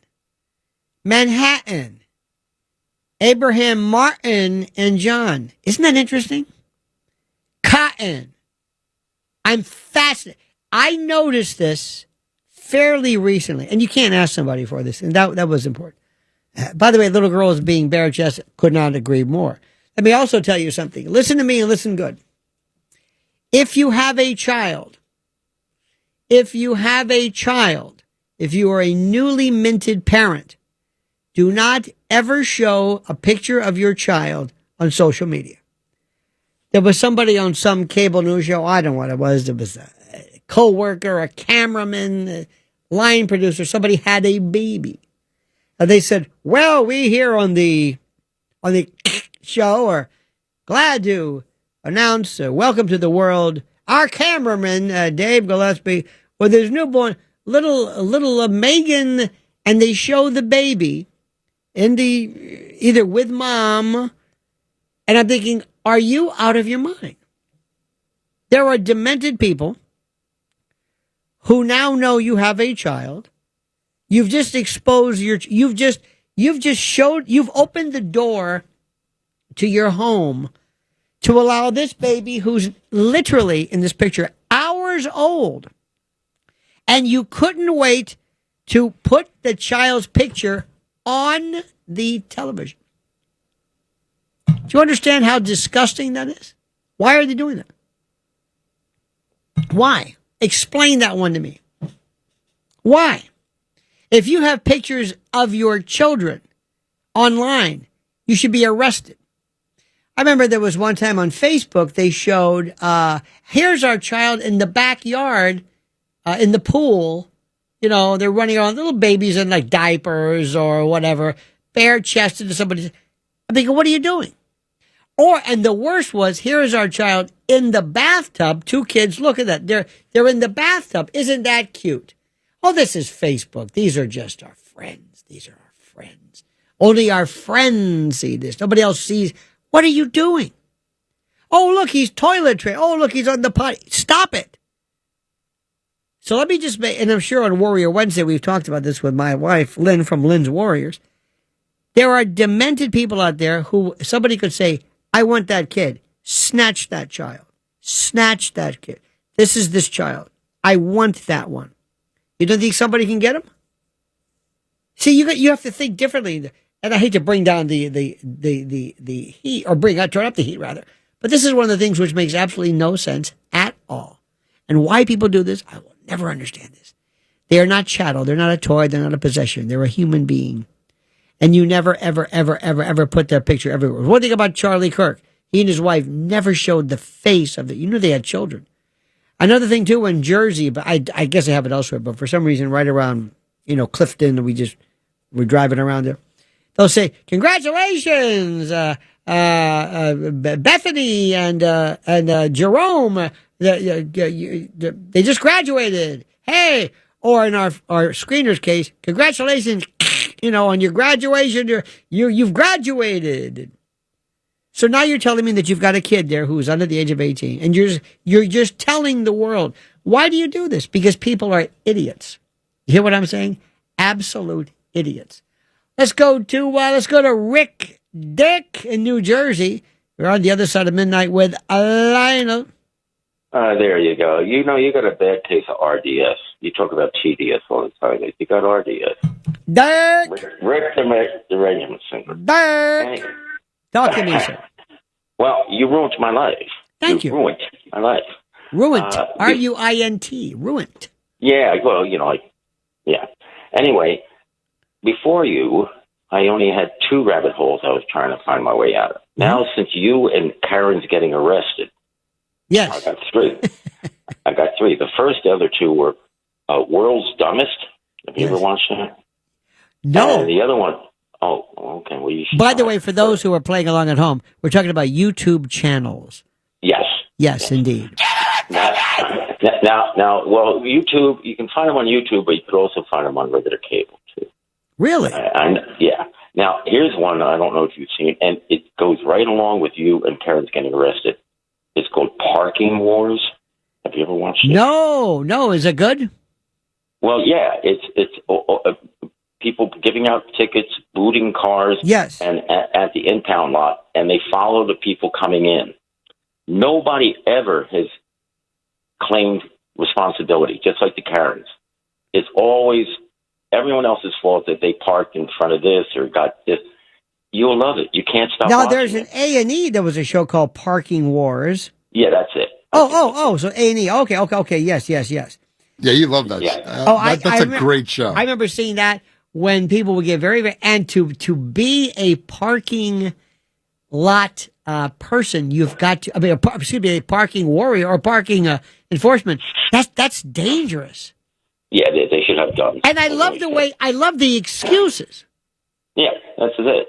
No one's ever takes responsibility for their car getting towed. Not only that though, but they pick the best place, Philly. Yes. So they follow PBD, around the traffic people, the parking enforcement in Philly, and then they go to the lot where the people have to get their cars that's my favorite. in That's Philly. My favorite. Impound lot. Yeah, the impound lot in Philly and Detroit.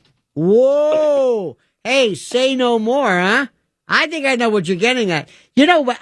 What is your favorite excuse which makes no sense to you? Your favorite one, and they tend to be recurring. It's as though they consult with each other ahead of time. Like in Karen's pulled over, when people will say, "I'm sorry, man, you have a seize tag order."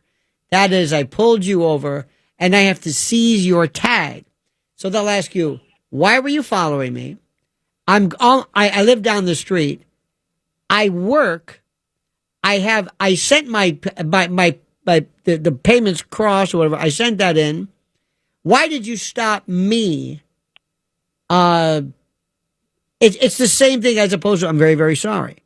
What are the ones that you hear regarding parking? Because that's obvious. You're parking here. Here's your car. You're not supposed to park. That's it. There's no defense. What have you heard?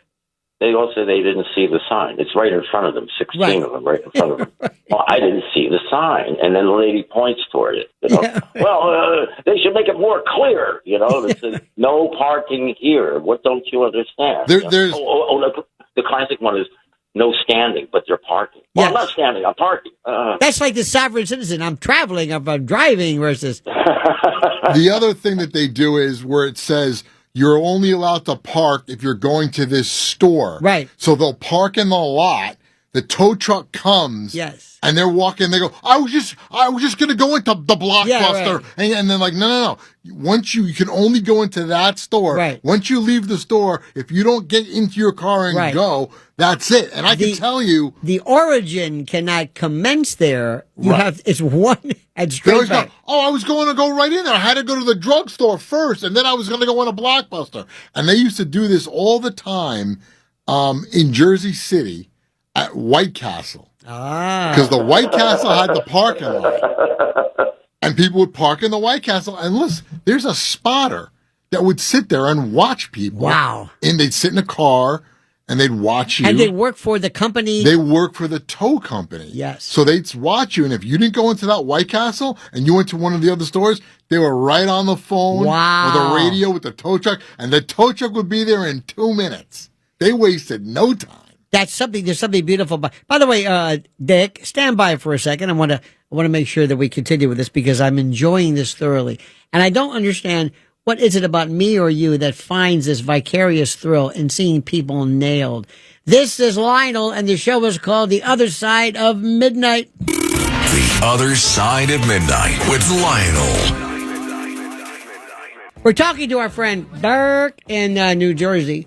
about a show called about impound and traffic problems, shows where we enjoy Schadenfreude, where we see people. And by the way, Rick, do you notice whether people are playing to the cameras or do they? Is this legit? Is this, as we say in wrestling, a work or is this a shoot? No, I don't think they are because they're very upset. And nobody, that's another thing. Nobody has the right paperwork. Nobody has a valid license or a valid registration. And they always go find out one is wrong, spend hours fixing that, and come back just to find out another thing's wrong. And then they show the frustration meter. I love that, where they show how now you've people got are ready me, to blow their mind. Now you've got me doing this. Now, another thing I found out, this is, out of watching this, I never realized the state of the art of towing. Now, in the old days, you get out, the guy goes underneath, he's got to put this hook. This thing pulls up with this, it looks like a sled. It folds, it goes underneath the car. These things pop out and out you go. The car is gone. It is within seconds. It is the greatest, put it this way. As you know, it took us, 75 years to come up with wheels on a luggage, so that this is the greatest piece of genius ever. These tow trucks. Yeah, it's Robotow. Oh, you know that, don't you?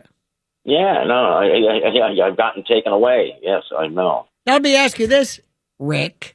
Have you ever thought, do they have ride-along programs for that like you would with a cop? Can we ride along with one of those Philly, just for fun? No, I'm serious. I don't know, but that would be fun for you. I know that. Oh, I know. Now, if there is somebody specific, you see, Philly, it's a great place, but Philly is who was it? Benjamin Franklin said that Jersey was a keg tapped at both ends, right? And Philly really is the cradle of our civilization, of our country. But it is a world that is far tougher, far more seedy. Like I'll put It's Kensington up against anything. Don't give me this stuff about, hey, look at L.A. Look, this guy, he's defecating in the street. That's nothing. In Philly, they're making sculptures out of this. It's another world. So I'm going to do that. And I want to know, why is it that I enjoy? See, let me tell you how bad my Karen's getting arrested. If you want to make my day, give me the following. Give me any woman wearing a bonnet or a shower cap. And I know we're in for that. That's number one. Number two, no record of anything. No registration, no license, no tag. It's not my car. I've got the insurance. Next, I want to call my mother. Who are you? I'm going to call my mother. Or next one, they won't get off the phone. He's talking to me. Man, would you put your phone down? He wants me to get out. I'm not going to get out. Will you please talk to him? Will you talk to him? I'm not talking to him. I don't need to talk to him. You're a grown adult. You're an adult, right? You're an adult. Next, here's my favorite. And this is almost a porn level. If you don't roll down the window, I'm going to have to break your window. Now, there's two types. One is the guy who takes his baton and swipes it and goes, no. There's a little device. It's a punch device. And it makes this, and I saw this. If I take tempered glass, like for windshield glass, and I put it on the ground, I can jump on top of it. So long as my force is spread out, nothing will happen. But if I go to the extreme corner with a little punch, it's this little, it looks like a pointer. It's got a spring, you cock it back, and you fire it. And just a little hole in the right corner. The whole thing shatters. Everything shatters. Hope I'm not giving away any ideas. You don't need to throw a brick at it. No, just the right corner. And when you see this woman, and she looks at you, and the whole thing is, or some cops who just reach, grab the window, and just pull it out. They always say the same thing. I was going to roll that down. You didn't have to do that. You didn't have to. I was going to. And then get on the ground. No. Here we go. Get on the ground. No. Then here comes the bonnet. And for extra points, when the wig comes off. If you give me the wig and the bonnet, we are going. And then it starts. Now, the best one ever, I want you to look up this. The best one ever, if you want to get into this, watching this, is called Give Him a Ticket. Is it called Give Him a Ticket? Or this is the woman who loses. It sounds like a turkey gobble, like some kind of. This is Give Him a Ticket. She was the most famous of them all. She lost her mind, for short. Anyway, guess what happened? Some eagle eye notices she makes it again. Now, somebody tell me something. I've been doing YouTube videos for years. I want to find out, is there a number I call all of the New York, Philly, all of the vest camera stuff? Where do you get this from?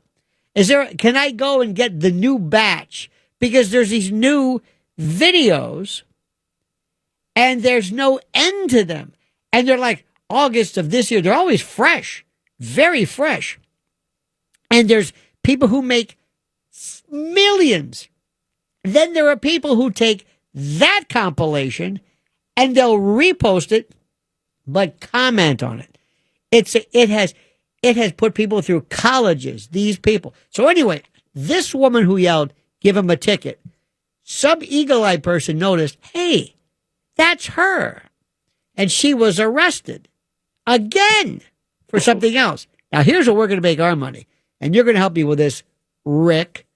We're going to put on, one time I was at this mall in New Jersey, and it was, what is her name?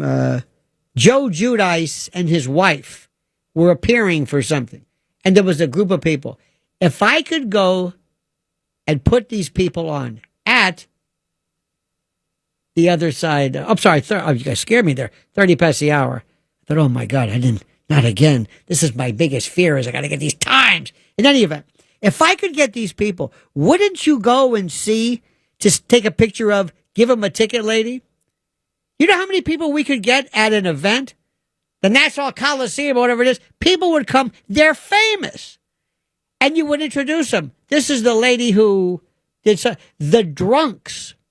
It is the greatest entertainment. I don't want to watch anything else. There's no end to this. There's something wrong with me, Rick. Something wrong with me. No. You got me.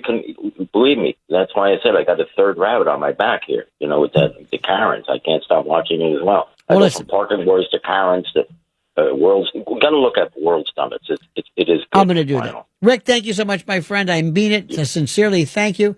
Let's go to John in New Jersey. John, you're on the other side of midnight with Lionel.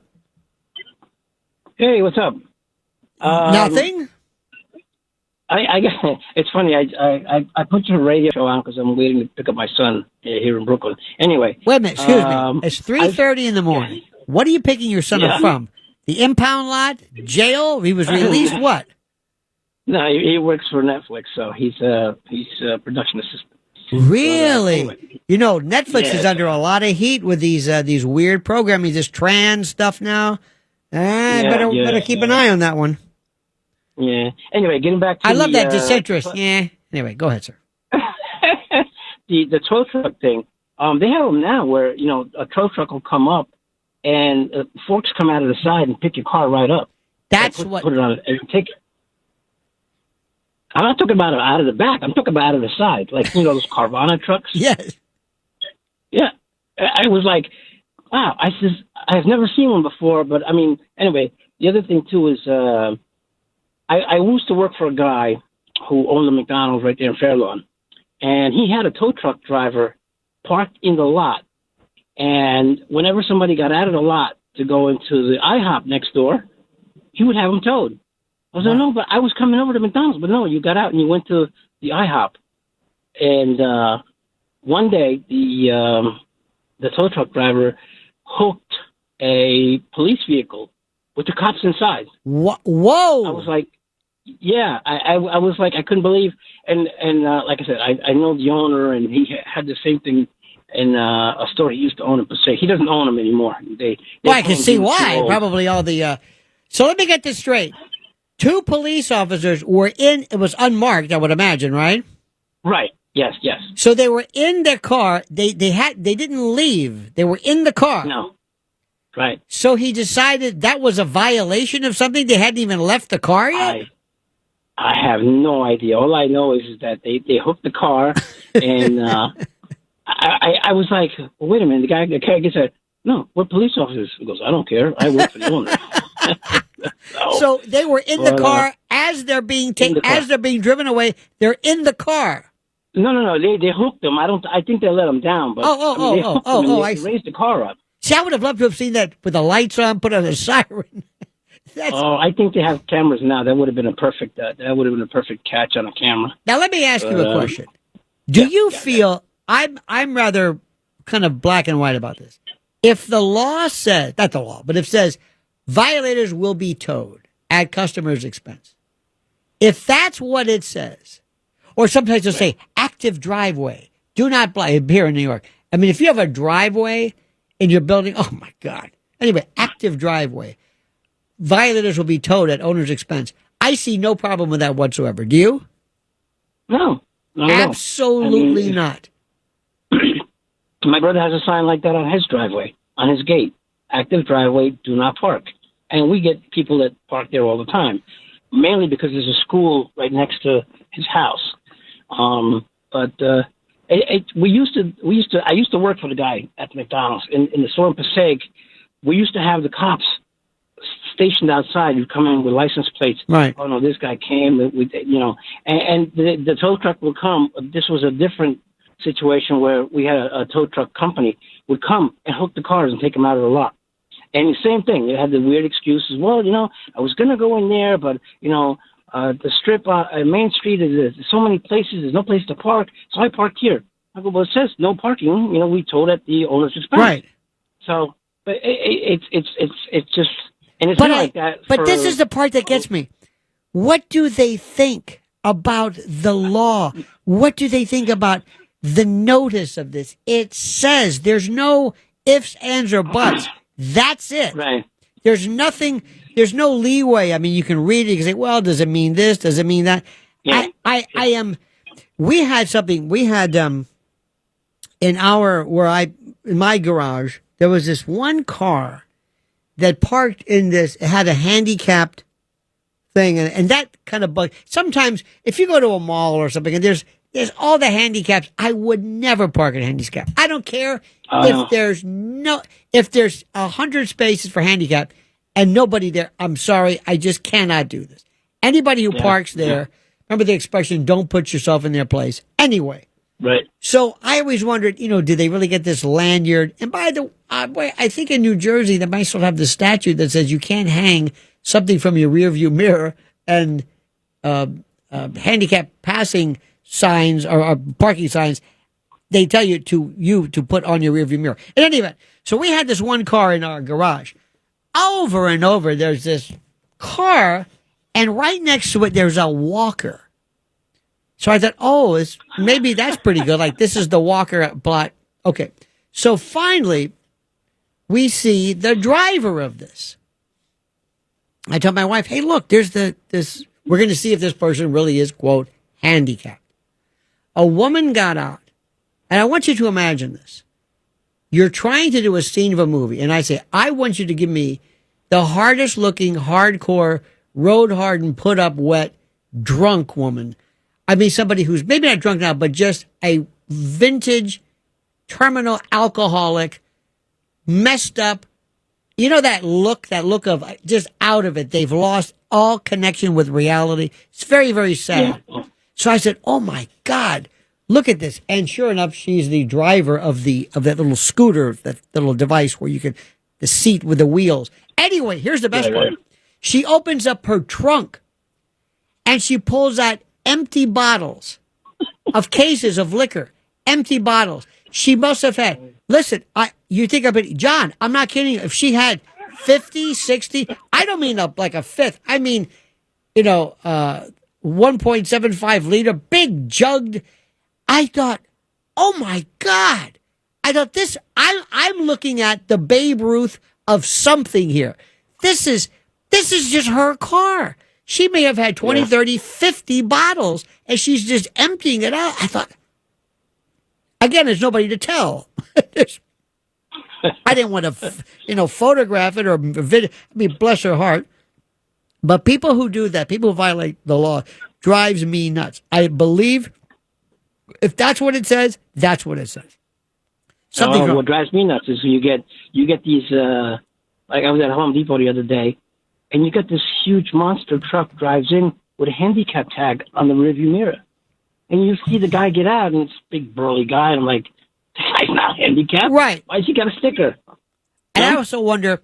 There was one the other day at our Costco where this fellow, the truck was it was in a slot, but the back was like sticking out, and I wanted to say this violates all rules of rational thought. Have you ever looked at people and you wondering, like the Costco I go to, first of all, I'm wondering why are they buying all these chicken fingers? What's going on with this? Why all this toilet paper? Why 75 cases of water? They're obviously reselling it somewhere. But have you ever watched what people buy and you try to put together a composite of what they do? Like, look at this. This guy's got,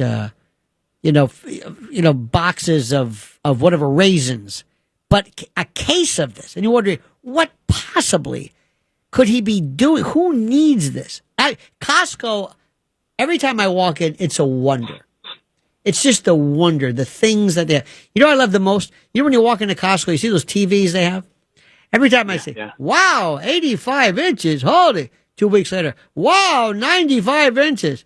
Next, wow, it's getting ridiculous. This is too big. Yeah. You notice how good the pictures are? How good the picture is? That's that's closed circuit.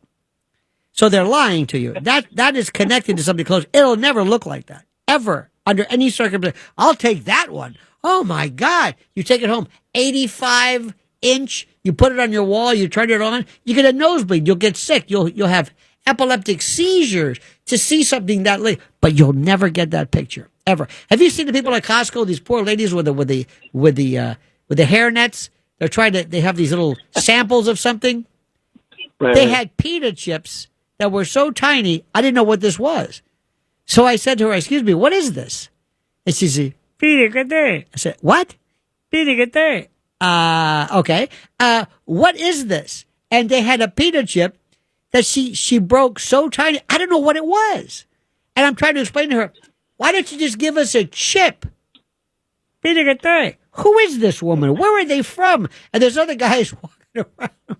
This woman was selling something for gut biome and gut health and probiotics. And she spoke a language, I don't know if it even existed. So she's basically explaining how this substance, given to me by a woman with a hairnet and wearing a COVID mask, I'm going to take this with her because she's now an expert on gut health. Yeah, I don't think so. Wow. Okay, John. Listen, I'll get back to you on that TV thing because my brother-in-law just got an 85-inch. He's going to hang on his garage wall. I'm like, really? It's stupid. You need something that big? I don't understand. What I was at somebody's house the other day where they had the curved TV. Remember those? Yeah, yeah. The weirdest. I was like, I've never seen one like that. The guy's got it hanging on the wall. I'm like, how do you watch it? You turn your head? Or you close one eye? I mean, you know what I found out? There's interesting. There's we have a friend of the family who has one of those fake fireplace Amish kind of a thing. It's like, what the hell is this? They said, well, it's a fake. Well, why don't we just have a heater then? Just have a heater. No, it looks like that doesn't look like a fireplace. Yes, it does. No, it doesn't. But they also have the fake, you turn it on and it's like, this is not a real. First of all, does anybody, I'm serious. What if they just said, look, here's a box, charge you half the price. It's just a box that radiates heat. That's it. Nah, I don't want that. Give me the fake fireplace thing. Have you ever watched the Pix Yule log ever in your life? Yes. Yep. Used to watch it as a kid. Do you know how sad that is? Yeah. Do you know how sad that is? One time we had a cable station out of Florida that had on one of its channels a sine wave. It was something, they had one more channel, and it was, I guess the engineers had, it was a sine wave. It was a little thing. It looked like an oscilloscope or something. I don't know what it was. So we walked in, we said, okay, Jerry, let's go. He goes, no, wait. So he's watching the sine wave. I said, what is it? He goes, no, wait. And he waits, he goes, okay, let's go. It's like he was waiting for something, some feature, some wavelength or something. People will watch. Are you talking about like the one on Outer Limits? Where you see Yes. Here's one for you. Let me how bad this is. That was one we used to watch as a kid. How about live camera shots on YouTube? Cleveland, Alexander Street, 3 a.m. I'm thinking, what is the matter with me? What am I watching? I say, no, wait, not now. It's live. They used to have that here on local cam. They would have like something around, East Side or something. They would have some live camera shot on the cable news. Do you remember when cable access was really good? They have these local shows where there was no screening whatsoever. And it was Puerto Ricans and Dominicans would scream at each other. It was the greatest. Remember when Al Goldstein was it Midnight Blue? Robin, what's her name? Was it Robin, the Robin, you know what I'm saying? Come on, Robin Thicke? Huh? Robin Thicke? No, not Robin Thicke. It's the local. She was the porn and she had the dancer. Robin, you know what I'm talking about. Oh, come on. She's famous. Robin Givens. Not Robin Givens. Help me. This is the one on cable news. Oh, for God's sakes. Let me Robin check. Roberts. No, you're just going to Rockin' Robin. Robin Hood. No. Robin, the X-rated, hang on. This is, you get to a point. Robin Bird. Thank you. By the way, that was who doesn't know anything, but he knows his porn. I used to watch this Robin Bird, and she'd say, hello, everybody. I'm thinking, what is this? Oh, get ready. And she'd have this lipstick goes, get ready. Here he comes. It's like they told her, I can imagine some floor director doing the stretch sign. Just put the guy on. Here he is from Hustler a Go-Go out of Des Moines. Here's for 2 weeks. Just play it. He doesn't have a following. What am I watching? I don't want to see some guy in a Prince Albert jumping around here. What is this? Here he comes. And some guy would come on and do a Monty Rock the Third Dance, and I'm wondering, I am a loser. I'm watching this thing, and this is the most stupid thing I have ever seen in my life.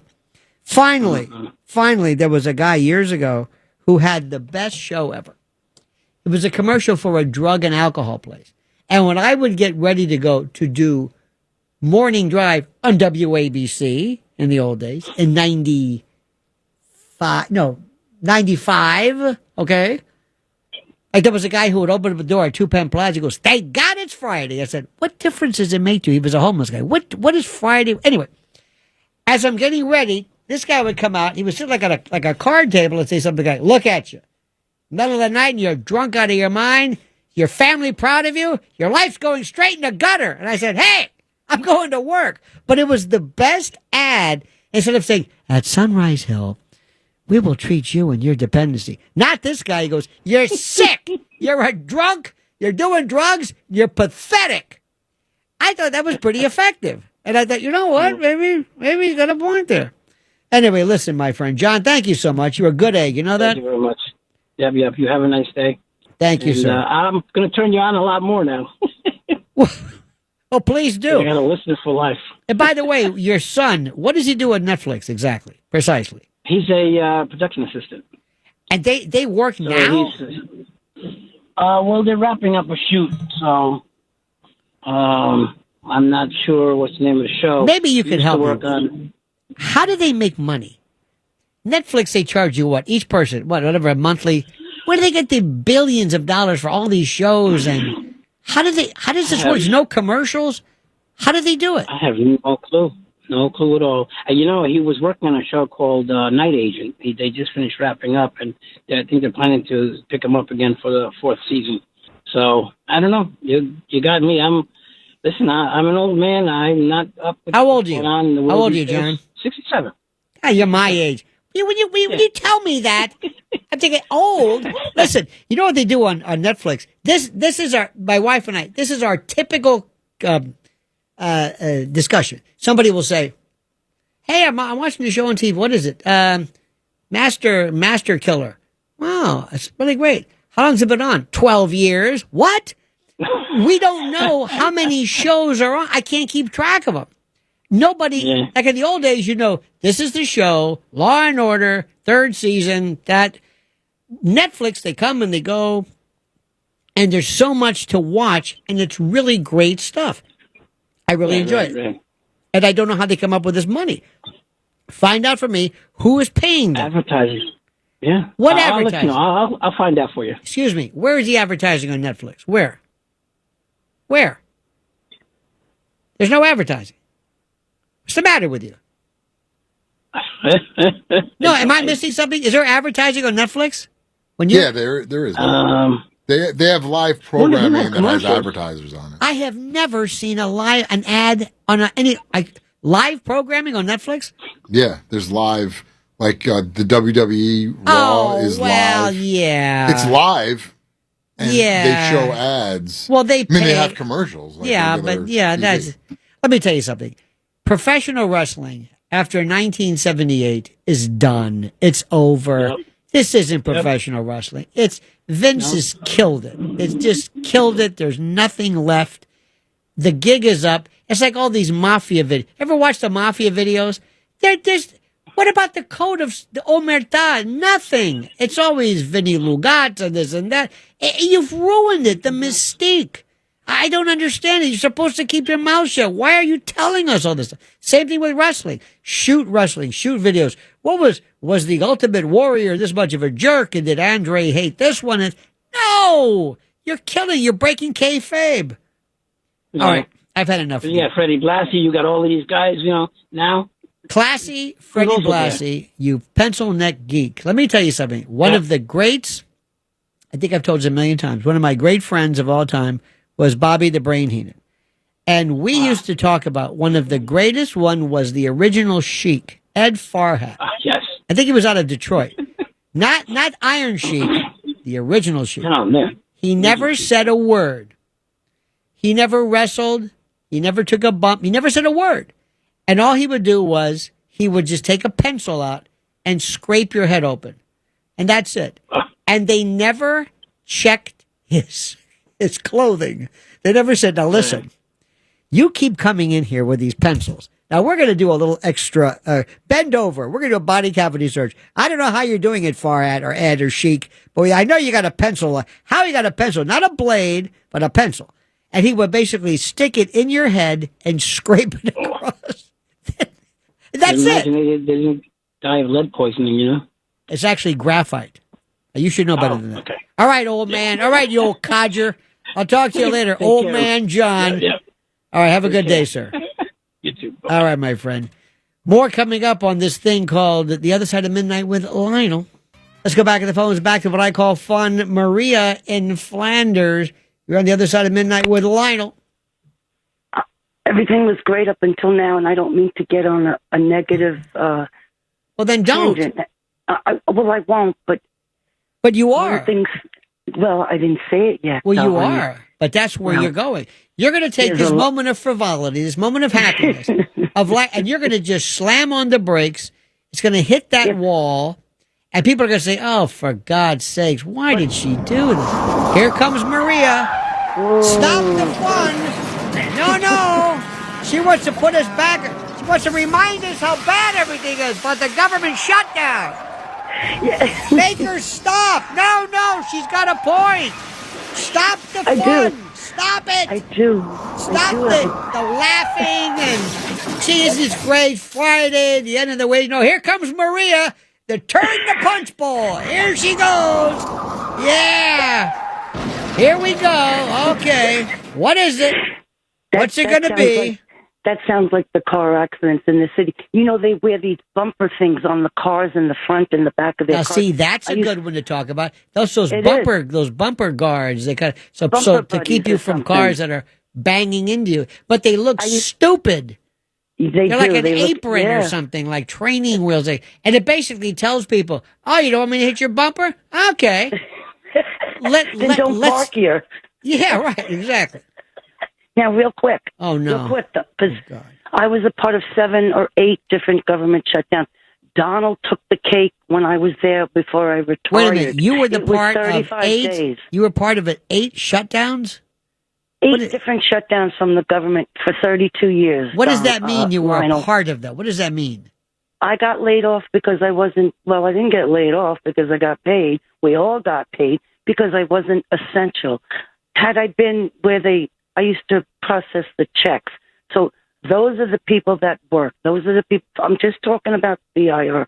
And have you ever gotten over this ignominy, this shame, this opprobrium? Well, I tried to go to work, but they wouldn't let me in the building. I didn't want to make a big thing about it. And how many years ago was this? How many years ago did you suffer this ignominy, this shame? 32 years. So for 32 years, you have felt the sting of what it was like. 32 years ago? Lionel, we all got paid. The work piled up. Let me tell you something. Right now, there are people stabbing themselves in the neck rather, with a fork, saying, "Make it stop. For the love of God, make it stop." Hey, if you're having a good radio talk show and you want to kill it, call Maria in Flanders. She'll take care of it. And we're talking about people, very simply, that we think are funny. And that's one of the most difficult things in the world, the people that you think are funny. And immediately when you talk about, can conservatives be funny? And what is funny? And versus amusing? And how many people do you think are told somebody is funny who aren't? And do you think that comedy has hit a saturation point? Well, remember, so you youngsters don't know this. We didn't have a lot of funny people to dilute our sense of humor. It was TV. If you didn't see TV, that was it. Let me say that again. If you didn't see him on TV, that was it. Records came about, and the idea of recording a comedy, believe it or not, was Bob Newhart, Button Down Mind. The Button Down Mind of Bob Newhart was one of the biggest selling, and they said, you can't put out a comedy album because it's only going to be good for one time. Nobody's going to hear it again. Wrong. This is before Bill Cosby. Bill Cosby was bigger than anything you can imagine. He was phenomenal. Do you kids ever remember Rusty Warren, Knockers Up? Oh, adult. This was this kind of a trashy, trampy. Play some Rusty Warren. I remember my friend's parents were in the 60s. They were like kind of swingers. And my parents were very conservative. And the father had Playboy. And they were into that kind of a 60s girl. I saw some stuff that I didn't understand at the time. And later on said, oh, okay, all right. It was that 60s suburban. Anyway, it was a different world, but nothing really. I mean, there was, there was, Lenny Bruce and then, Steve Martin. I remember my dad had that Steve Martin album with the arrow through his head. Yeah, the black and white cover. That's what I remember that album. He was huge. Dick Gregory. People, believe it or not, there was something, but you had to see on TV. There was no YouTube, obviously. So it was different. Would Steve Martin work today? I don't know. Here's one for you. Do you know how big Milton Berle was? Do you have any idea?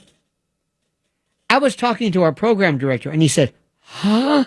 It's a different story. But I said, do you know how big Milton Berle was? He created television, Mr. Television. People, the Philco company, they made TVs because of him. This guy couldn't make me laugh. I can't imagine it ever being funny. And he was even more obnoxious after the fact. Jerry Lewis is I never cracked a smile, but he was a genius in France, right? That whole story.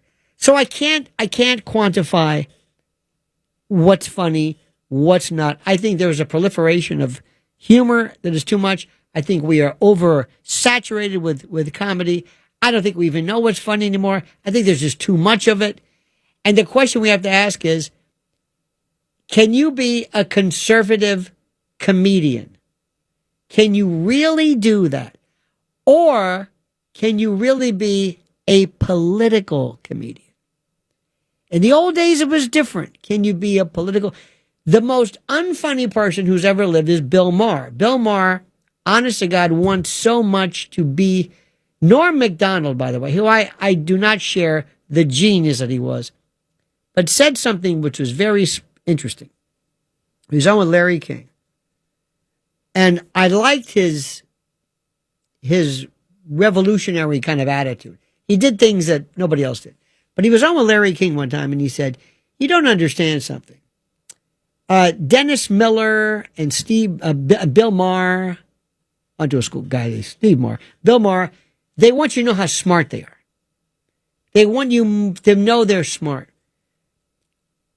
David Letterman, when Letterman first started, it was beyond genius, and he always pretended he was dumb. He was anything but. He knew how to do it. That was the greatest show, I think, ever on TV. I couldn't believe every night. It was brilliant.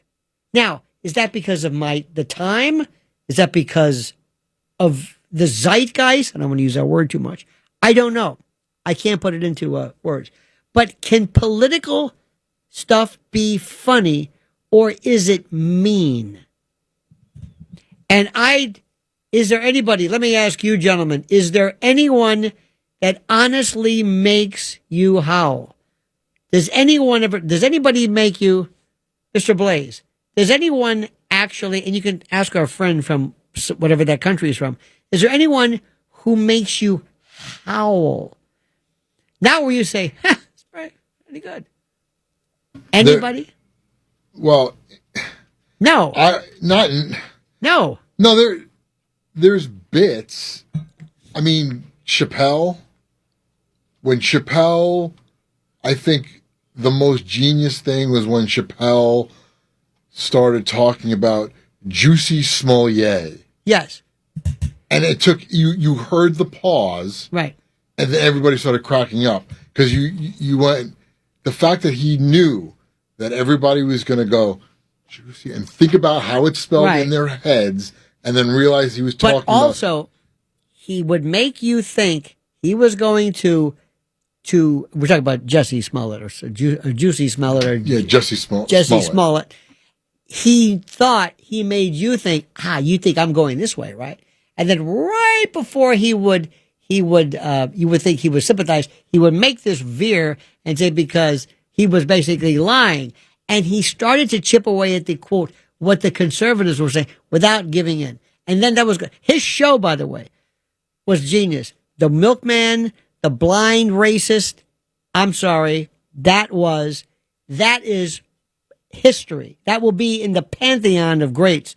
When he had that very esteemed actor use the dread N-word to the point where it was brilliant. Only he could do it. And he was fantastic. And you thought, wow. Because I don't really laugh out loud. I thought, wow. Okay. After that, maybe this was Richard Pryor, when Richard Pryor was this. But I think today there's something that is happening. We are being just saturated. And there's something about a comedian who goes off into the political. When you veer off, there's this fellow Dave Smith or whatever. Now he's into pro-Palestinian, and that's fine. And, good for you. But once you do that, it's over. Here's another one, too. And I'm going to ask this question. And you're going to get very upset with this. But I'm going to ask this, and I'm not necessarily suggesting an answer. That would be a leading question.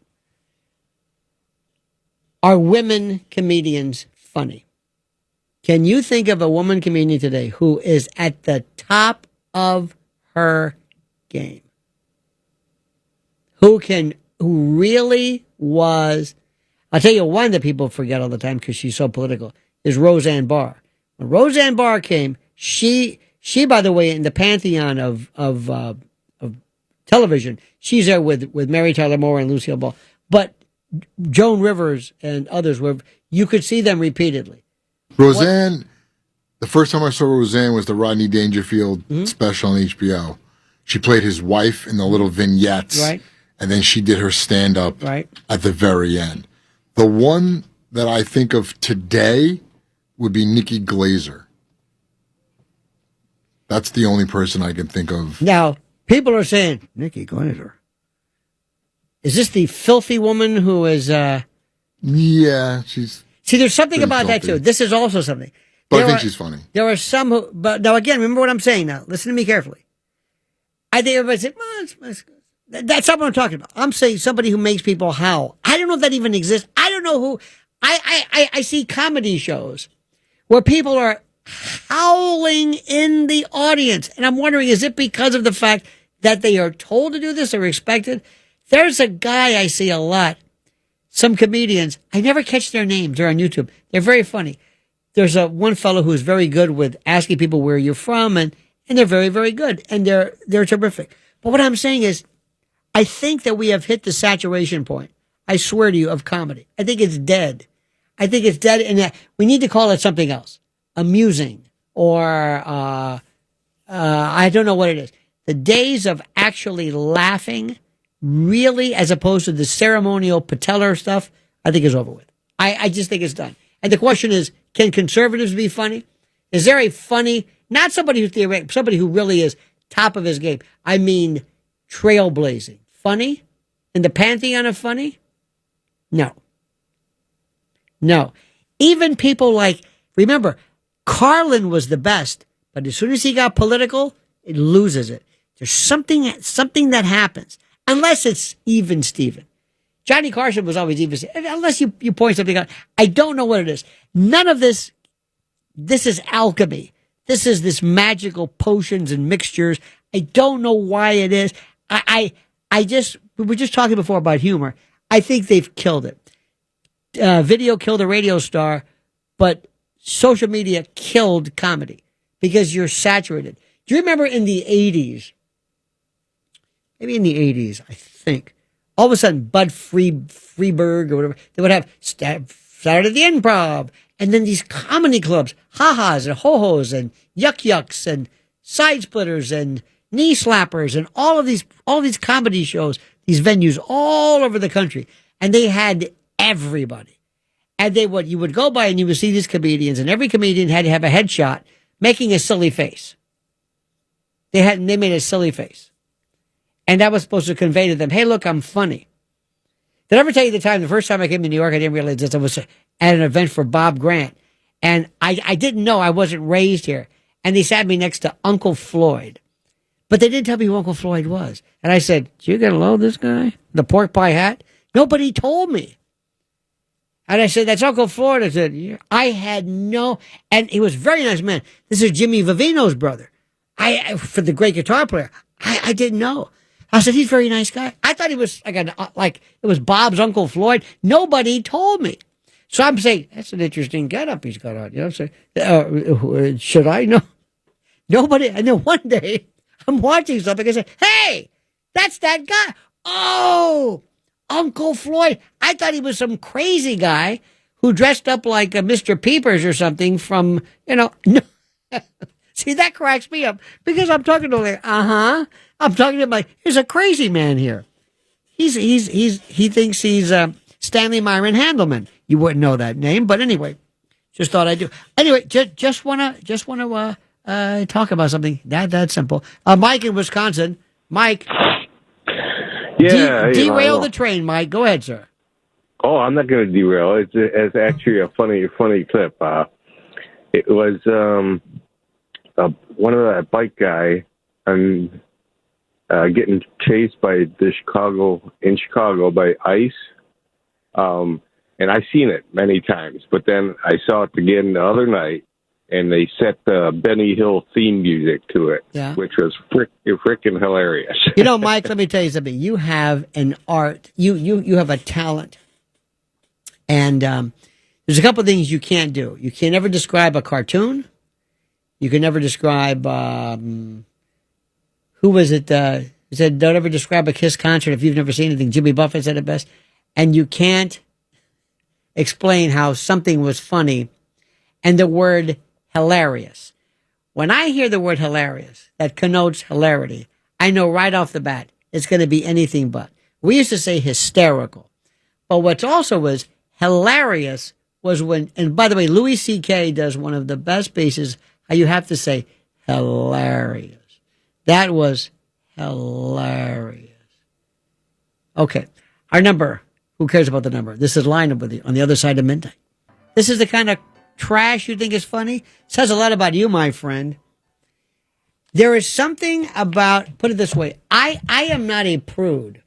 As long as you, if you say something that is funny, I don't care who you are, I don't care what it is. But when you cross this line where I'm thinking, oh, you're trying to shock me, then you lose me. How about this? This may be a tough one.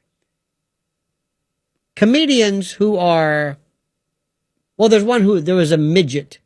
I don't know his name. I don't know anybody's name. I just, oh, that guy. And he's a little person. And he does a lot of stuff, and he comes out, and he does some very interesting things about being a midget. I'm sorry, a little, whatever you want to call it. Now, what's your first take on that? How long can that last? It's good for one time, but what are you going to do? Okay, you're a midget. Anything else happen? You're short. Yes, I know that. There was a woman years ago who came out, and she was a comedian. She had cerebral palsy. I'm not kidding you. And she tried very, very brave, and it just did not work. There is a Key and Peele episode. Did you ever see this? Where one guy's an insult comic. I forget who is the taller one. Key, I guess. And he's an insult comic. He goes, hey, where are you from? Boy, look at that. You know that mug? So in the back of the comedy, there's a fellow who I guess is Peele. I get him confused. Who is obviously, he's burned beyond almost recognition and has a voice, one of those voice, and he's burned and scarred. And he says, what about me? Aren't you going to pick on me? And he looks at him and he says, oh, no. I go, well, why not? It was one of the most brilliant things. And I don't howl in laughter. And I'm violating my own rule by trying to explain it to you. They are one of the most incredible acts ever. Have you seen The Substitute Teacher? That one you must have seen a million times. Where he gets their name. He's a black substitute teacher who can't pronounce her name. Jaqueline. He goes, Jacqueline, don't correct me. It is now institutionalized in the pantheon of great bits. And you can watch it a million times. Balake. Blake? O'Shaughnessy? He can't pronounce it. It is, now, again, I'm telling you, it's classically funny. I don't howl. And I hate when people try to talk about, I'm sorry, I'm violating my own rule. You can't talk about it. But I just was passing. And right before I came in, I'm talking to Noam and you. I said, this is great stuff. I don't think political humor is funny. And I don't think if you want to go for the long run, unless you have somebody with a low sense of what funny or clever is, I don't think you can do political commentary. If that's going to be the basis, to be a liberal comic, to be a conservative comic, I don't think that works. Sorry, it doesn't. Let's go to Gary in a place called Inwood. Gary, you're on the other side of midnight with Lionel. Good morning, Lionel. Two comedians that really do it for me. One in the United States and one in Ireland. Foster Brooks. And in Ireland, a gentleman named Noel Z. Kennedy, who I saw 3 years in a row. Now, with all due respect, Foster Brooks died. When did Foster die? When? Oh, he's gone a while. A while. And once you know who he is, and once you've seen the act, how long do you think he can? I mean, I agree with you. And in fact, the first time I ever saw him, I was actually watching TV, and they introduced him as the NBA commissioner. It was a Saturday, it was an NBA game or something, and I thought, oh my God, I'm watching somebody who's drunk, just like sometimes imposters. But what happens is, after a while, when the joke saturates, where do you go next? Pamela in New Jersey, you're on the other side of midnight with Lionel. Oh, good morning. Good morning. Certainly not where I went this night. A parking story. My mother was in the hospital. She was on a feeding tube, and sometimes she would have to go in for a new peg, or if she, was sick or whatever. Anyway, I went home, and 1 a.m, I get a call from the hospital that they've run out of canned food. Now, usually people on feeding tubes feed at night because during the day they run tests or whatever.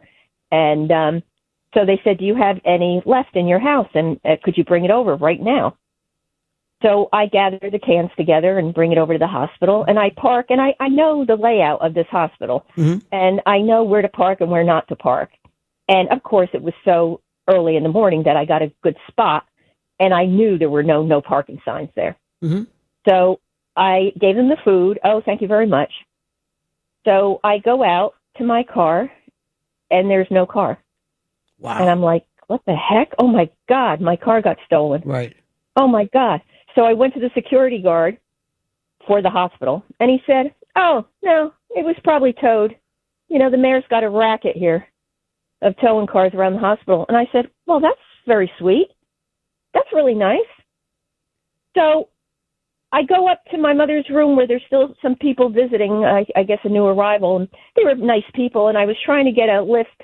Not that I didn't have, it was a little hard to catch a cab in New Jersey. And I figured, all right, I'm already up for a lot of money with the tow job. Right. So I was talking to these people and trying to get a lift home because I was determined. Right. I was determined to pay this tow driver in pennies. Oh, good. And so I was trying to get a lift home, but to no avail. And this tow driver, I won't mention towns, but they're notorious for doing some of the shticks that guy was talking about. So, I paid it off, and I had to go to a real crappy impound, scary impound, and my door never did work right. Now, I've had it never did, they messed with the lock. Right. And I always had to jiggle it and everything, and I'm thinking, you SOBs. Right. Now, let me ask you, I'm sorry, did you ever, when you went back, was there anything around there, and you swear to tell the truth, the whole truth, and nothing but the truth? You are now under oath. Was there any sign or anything that indicated no parking? No, the next sign, like you're right. I went out there and looked. The next sign over was like far, far down. It was a long strip of road in front of the hospital, but it was like no parking all the way down this area. And I know the hospital, and people park there, and not that makes it right. Right. But no, there was no parking. There was no parking. Now, let me ask this question at 30 past the hour. This is important. So what you're saying was there was a sign that was not immediately in front of you, but maybe down the way, down a couple of the spaces down, that basically included the whole parking area. Arrows that said, this is your sign, and if you want to find out the rules of this parking unit, you better look at this sign here in the middle, because if you're down here on the end, you probably don't know that you're parking illegally. Is that something like that? There were enough breaks in the properties, right, that the sign that was way down was not for this strip. So it's also ambiguous. It is also subject to different interpretations, and it's also vague on its front. If this were a statute, you would have a grounds for a motion to dismiss, or even being unconstitutional if it was a law, because laws and signs should immediately put you on notice of what the rule is. Very, very simple. There's nothing to it at all. You cannot park here. And that security guard was very nice, telling me it was a racket going on here. And I said, that enrages me. And not only that, at a hospital. I don't know if that makes any difference, but at a hospital. We're not talking about a concert. We're not talking about a restaurant, but a hospital where there are, sick people there, and nobody wants to be at the hospital. Nobody enjoys the cafeteria food. They're there because of necessity. Horrible. Absolutely horrible.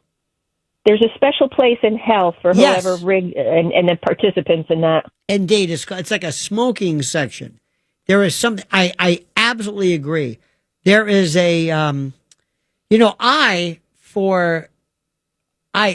can do a lot of things, and I can understand a lot of things.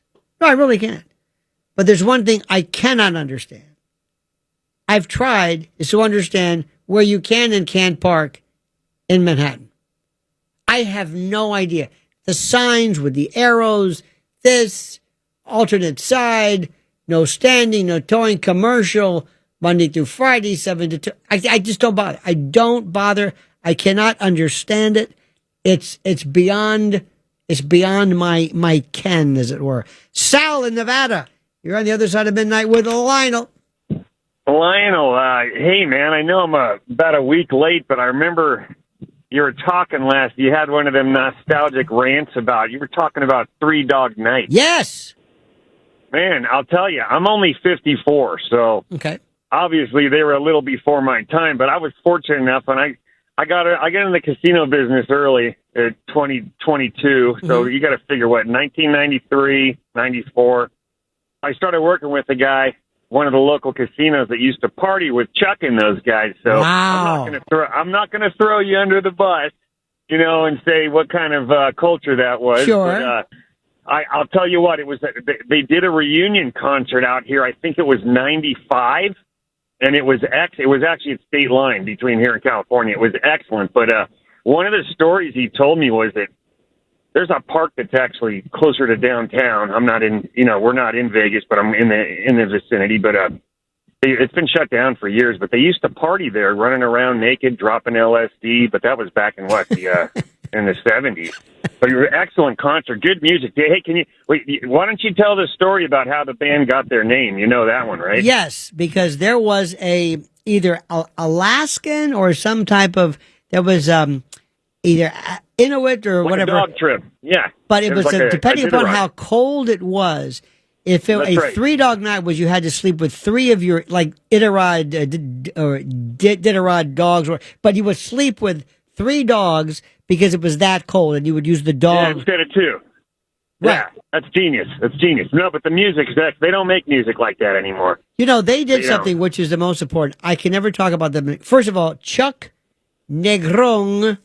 Yeah. He must have been why they never, ever, ever. I heard he sold his Grammys. I mean, he was really bad, and now he's still with us.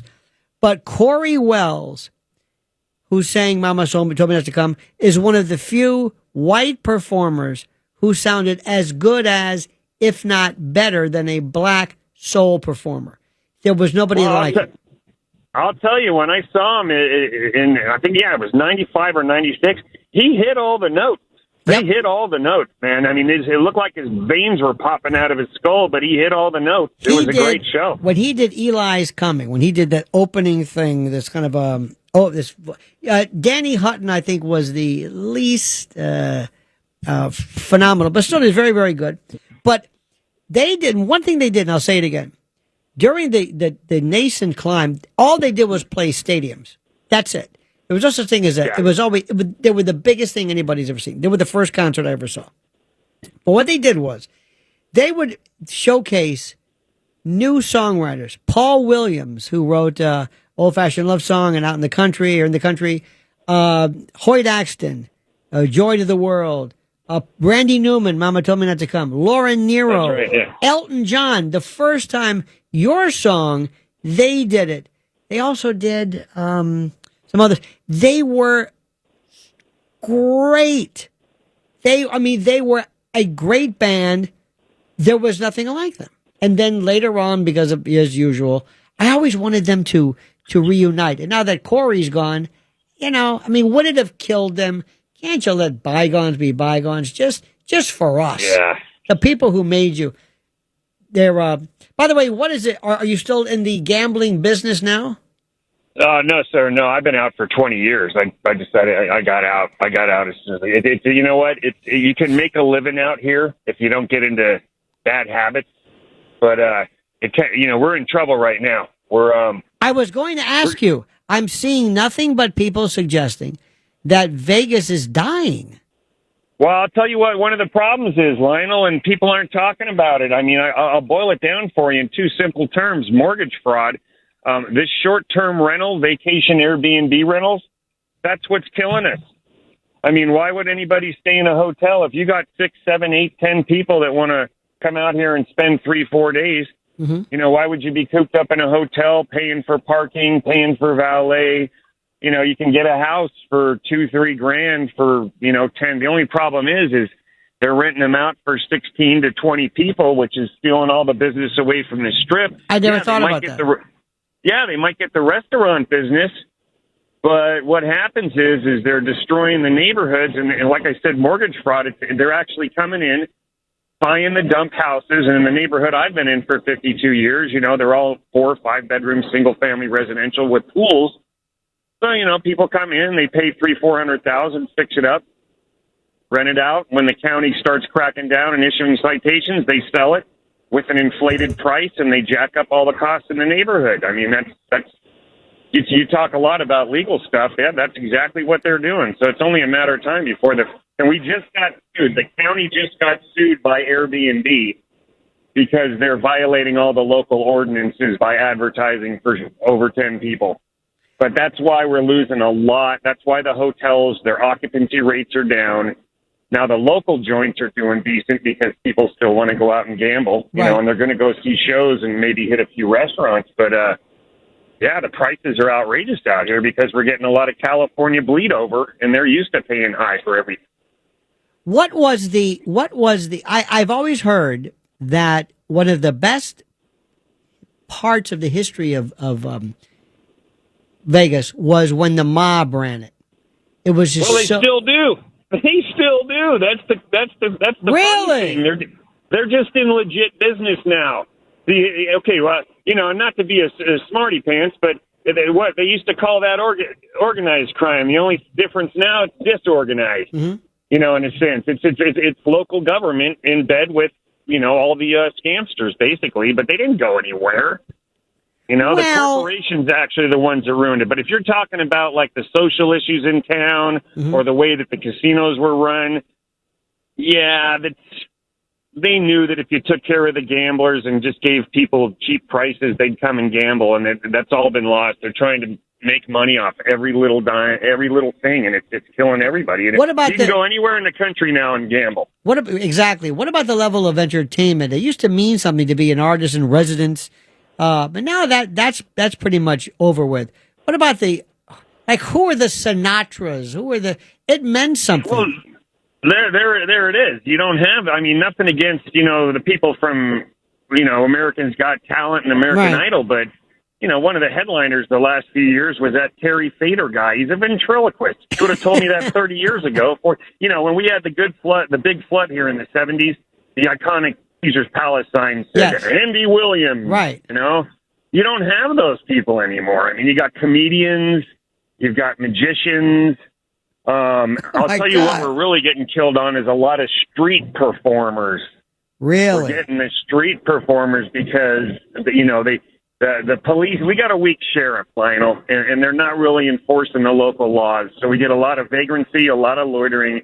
And as long as you can take a few drumsticks and play with a bucket on the corner of Flamingo right there where the Caesar's Palace, you won't get messed with and you can make a few dollars. So, we had a friend of ours. What was his name, Blaze? Our friend who was a homeless gentleman who lived underground. Michael, or I don't remember.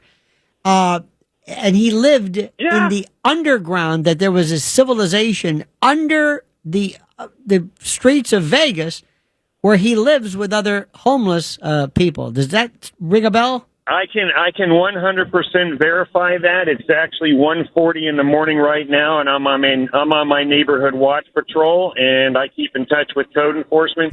There are people that live in the storm drain. Now, I used to play in those things when I was a kid in the 70s, and they hadn't been cemented yet. So, it was fun. You take your BB gun, and you go catch lizards and toads and crawdads. But now it's all cemented, and And all the vagrants and all the homeless people use it like a highway because they can get from one end of town to the other without being messed with. The only problem is whenever we have a storm, the first responders have to go out there and rescue people because they've set up an apartment in the storm drains underneath the city. Yes, it's 100% true. I've been here since '73. Now, you also that fascinates me that there would be this, and people know it, correct? They're aware of this. Oh no, all the county does is play checkers. They shuffle them around, they kick them out, they come back. Not even 24 hours later, set up shop, and we're not talking like a shopping cart and a sleeping bag. We're talking full blown camping tents. Now, what about prostitution is not legal? Is that correct? That's correct. Yes, it's illegal in Clark County. You can drive 45 minutes to an hour away into Nye County or further north towards Reno, and that's where it's legal. But obviously, it has bled into the city under the guise of quote unquote exotic dancing. Right. Interesting. So once they establish that you're not law enforcement, and now with all this, the Venmo and all this money transfer, right. We have a law out here right now where all you have to do is verbally engage. So if you make a verbal agreement, you can be arrested for soliciting prostitution. That would be called oral sex. Just kidding. Yeah, you don't have, well, no, yeah, you know what I mean, but you don't have to even give a money transaction. No, put it this way. If I either attempt to do something or if I conspire with you, I don't have to actually, we call it a dry conspiracy. I don't have to actually go through with it. That is a conspiracy in and of itself. Now, you said something which I find most interesting. You said you're part of a neighborhood watch. Yeah. No, that is my dream, to reinvigorate these militia under the Second Amendment. What exactly do you do, and how effective is it? Well, okay, I've basically been in the same neighborhood. I moved back in with my folks, lost my father 15 years ago, so I got a 92-year-old mother at home. I live on a cul-de-sac. The neighborhood's from 1968. Like I said, single-family residential. I just drive around. I'm retired, work in the casino business, all different shifts. So my circadian clock's all screwed up. So it depends. Like if I get up at 2 a.m, I pop you on the radio or somebody else, and I drive around the hood just making sure nobody's doing nothing. And then as far as the effectiveness, I'm pretty, I don't know. I don't want to go out on a limb and say that it's planned this way, but it's your typical Anytown USA. The only way that the developers can keep going is if they destroy the inner cities and expand the outer suburbs. So they kind of neglect my part of town, and that's why I have to stay on top of things, is because otherwise it would go to AG 26. Are you the only one who does it, or are you joined with a cadre of? Yeah. We're supposed to have like a representative with the Metropolitan Police Department, but honestly, nobody wants the job, so we just basically unofficially take turns. Good. And we keep in touch. So, have you caught anybody trying anything? Oh, all the time. I actually got arrested 5-6 years ago for chasing down a home burglar, and because I had him at gunpoint, the police took me to jail. Now, are you licensed? Are you licensed to carry? Yeah, but I shouldn't have had my gun pointed at him. Why? That's where they got me. Well, you know what? I'm not trying to be. I love you. No. Good. But you are not a law enforcement person. You are. It's a weird thing when you're using deadly force, even though you've never used. It's deadly force if completed is that which is likely to cause great bodily harm, disfigurement, or death. So a gun, when he did not have a gun, I would imagine he was unarmed. That's when you, because also are you deputized by what authority? Do you chase somebody? I mean, one would think, one of the greatest myths is this idea called the citizen's arrest. I don't know where that is. I don't know whoever came up with that idea, but that you can supposedly on your own say, I as a citizen, I'm going to stop you. That's called false imprisonment. That's called kidnapping. And you yourself are opening up to a variety of things. Well, it's actually on the paperwork that every police officer has to file. There's a box they can check, but you're talking about going up against the DA because now you got to prove, that you were in the right for doing something like that. And you will find out, as our friend Curtis Lewa found out years ago, whenever you go up against law enforcement. And you're saying, in effect, I'm going to replace you. I'm That's going to veer into your territory. They're going to say, "Oh no, you're not." So you would think they don't like that. No, they don't like that at all because you don't. What are you doing? After all, if you keep this up, maybe they don't need me anymore. You know, that sort of thing. It's kind of understandable. But by the way, going back to originally, what you say, which I think is interesting, is the notion of sometimes things, Sal, just end. And it's not because things aren't the same anymore or things are worse, but the idea of Las Vegas was almost like a Disneyland, Disney World for adults, where people from around the country would see celebrities.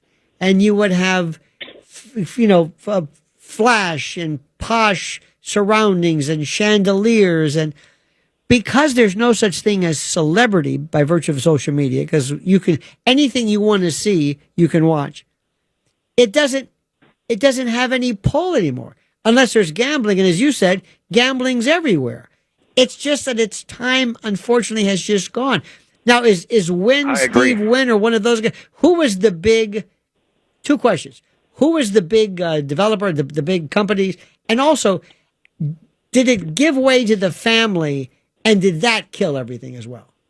Well, you brought up a good point. You had Steve Wynn, you had Kirk Corian, right? You have the Fertittas do the local joints with station casinos. Obviously, when the corporations moved in, but you're right. They tried to do that. Bring the whole family, $10 buffet, baby strollers everywhere back in the '90s. It worked for a while, but let me throw this in: the one thing that's going to kill us and nail the coffin shut is that snowpack up in the Rockies. Lake Mead, I'm embarrassed to even bring anybody up to see Hoover Dam anymore because it looks like a toilet bowl. We're out of water. We don't have any water left. We're out of water. We got the largest recycling facility in the entire planet. Wait a minute. You're saying the Hoover Dam, there's no water? It's done a good job being a dam, exceedingly good. There's no water. You mean there's no water there? We're around 30%, and we're running out of water. They've raised all the fines, all the fines on watering. They're trying to encourage everybody to switch over to xeriscaping, desert landscaping. Yeah. Any water that's used inside is actually recycled 100%, unless you have a septic tank.